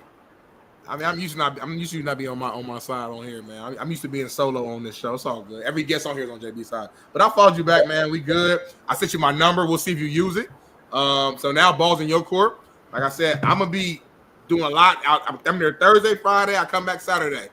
But I can hook you up with some fan tickets to be in the live show. Watch the show live. You want to see Keyshawn, Paul Pierce, all the people. I'll be working, but I'll be there. We can figure some things out. So that's what I can do. That's my power. But let's figure it out, and we go from there. Well, before we get out of here, I'm gonna be the cat from the hood. I need 2 tickets. You get 2 with it. So all you got to do is Okay. I'm going to share with you the link and the name. For the second one, what are you gonna do with the second one? I might bring my homie with me. Or you might what? Scalp it. That's what I was trying to get at. Homie. Give me 2. I'm gonna scalp one. Make the money on the flip side. Yeah, that's my point. I want 4 actually. Shit. Smitty, I know you gotta get ready. Fred, I'll hit you up live. See what you're doing this week. The rest of the 2 days. Friday we got Bailey. Who we got on? Our main man, hard-hitting safety. Kareem Jackson, veteran DB. That's hard. Kareem Jackson, Bill safety. Kareem Jackson, we're going to have him on. Old school, hits you in the mouth, hates the new rules, all this pussified football. We'll have Kareem on Friday. And tomorrow we got Steve Kim and see who else we get with Coach Fred maybe hosting with me. See what happens. Let's do it. Let's go. All right, Coach Fred. We'll see you tomorrow, maybe. I'll hit you up, Coach. All right, bro. Smitty, you got to get on a flight. Be safe, T's and P's. Dear baby Jesus, please allow Big Smitty to get on a plane with all of Fox, plus Keyshawn and a bunch of hoes to New Orleans as they travel safely, land safely, and then come back safely. And make sure he has a great work week and then gets here for the Super Bowl Sunday show. Palooza, and good health, Lord. In Jesus' name, please make him take a zinc so that fights off all bacterial and viral infection while he's on a tight quarter fit PJ, especially with, hoes that actually are out there and can contain disease. Make sure, Lord, in your name, Jesus' name, amen. Amen, man. Shout out to everybody and safe travels, bro. What happened? Man, I be when you be saying wild stuff in the prayer, I be having to cover myself up just in case God want to do anything. I want to make sure we me and you separate in that situation. So I appreciate you looking out for me though. It was weird, but I know your overall. The thing about JB, you got to understand his overall intentions behind what he say. Don't listen to what he say because he gonna say some bullshit, but understand the message behind it, and you can understand JB better. That's what I've learned over you. JB be like, this motherfucker's a bitch ass motherfucker, bitch made car, motherfucker soft in the motherfucker, pussy ass mother. But then you listen to the message, you like, well, all he's saying is we need to raise our kids better. I'm like, oh, okay. So you just gotta break down what he's saying. You gotta get behind all the fluff. So appreciate you, JB, for looking out for me, showing love. Always, yeah. I don't care about the other motherfuckers, but make sure you guys. Yeah, let me know. Text me right away. FaceTime me or whatever they do. Whatever it's called. FaceTime. As soon as I land, I'm going to do this. I won't answer it. I won't answer FaceTime, but hit me. At least I know it's you. At least you know it's me. At least you know I landed. My FaceTime. Yeah. But I did do that one time and you were with CJ. Thank God you did, because you would have been like, damn, That was like, crazy. what is this? Because I didn't know what it was. I was like, what is this? And then it was the UNCJ Stroud. We was at Kenny Moore's All-Star Party. Kenny Moore from the Colts. And I'm walking to go get my homeboy to let him in. My homeboy Bolo, who I do the porch with. And then CJ looked at me and he said something. And I'm like, huh? Because I'm like, we ain't never talked before. So I'm like, I don't think he ain't talking to me. And he's like, man, he said, Coach JB crazy as hell. He said, man, call his ass. I said, he probably sleep. He said, nah, his ass ain't sleep. And I was like, all right. So then that's what happened. So, and you was pissed off when you answered the phone, homie. Like you went in a good mood for some reason. Yeah, tomorrow, Bailey, we may have Tank Dell on. So we'll figure out. So hopefully we'll get Tank Dell on tomorrow too. Bailey, put you down there. He be in the background doing stuff. I can't read lips, but I'm trying to read his like emotion. I don't know if he's like pissed, annoyed, frustrated, or happy. He be like, no, I was just like, that's huge news. That I was like, damn, that'd be nice to have. Not for me. He's a regular kid to me, my kid. So I just was like, hey, maybe Tank's comes on tomorrow. I just talked to him, so we'll see. Maybe. So we'll get Tank on. He ain't shit to you. It ain't really nothing to you. It's like whatever. Well, fuck, I recruited the shit out of him. I mean, I had to. It's a kid, baby. It's my baby. Kareem Johnson ain't shit. Mahomes, get Mahomes on tomorrow. He fucking ain't shit. Nink. We'll be back tomorrow, God willing, man. God willing, Smitty with safe travels. We'll see. No, Tank Dell. Tank Johnson I just talked to as well. But Tank Dell, we'll try to get him on tomorrow. See how his surgery's going, how he's advancing, and all that shit. Tomorrow, we'll see. We'll try to get him on. No guarantees, but we'll see. Just talk to him. Smitty, we'll see you tomorrow. Take safe travels. We won't see you tomorrow, I don't know, but I'll see you Sunday with your partner and everybody else. I'm getting ready all day, every day. It's been crazy all day. After this show, I got to go straight to do a bunch of other shit. So get it right. Jazzy, go take a cold shower. And then, Jermaine, too. I'll talk to Jermaine, too. See if I can get Jermaine Johnson on the show sometime soon. So thinking about my former players, but I don't really ask him like that. People don't realize that. Why you get Jermaine on? Because I don't really care to. I talk to Jermaine all the time just on GP. It doesn't hit me like that. But anyway, what do I know? You guys all know better. Smitty, it's 9:13. You got to go. You should have been already gone. I know it's crazy. The show continues to go longer and longer. I feel like shit, and you're going to move it to 4 hours here soon. It'll be 6 to 10. Shit, it's supposed to be 71 Super Bowl Sunday, Quan, so don't worry about it. I don't know about right now if it's raining or not. We need the rain. Put out these fires from Hamas. It was raining in L.A. this morning. Huh? It was raining in L.A. this morning. Yeah, so 71 degrees, though, Sunday. Nice, cool. It's going to be nice. Nice, beautiful day to watch unfortunately, a three-peat go down.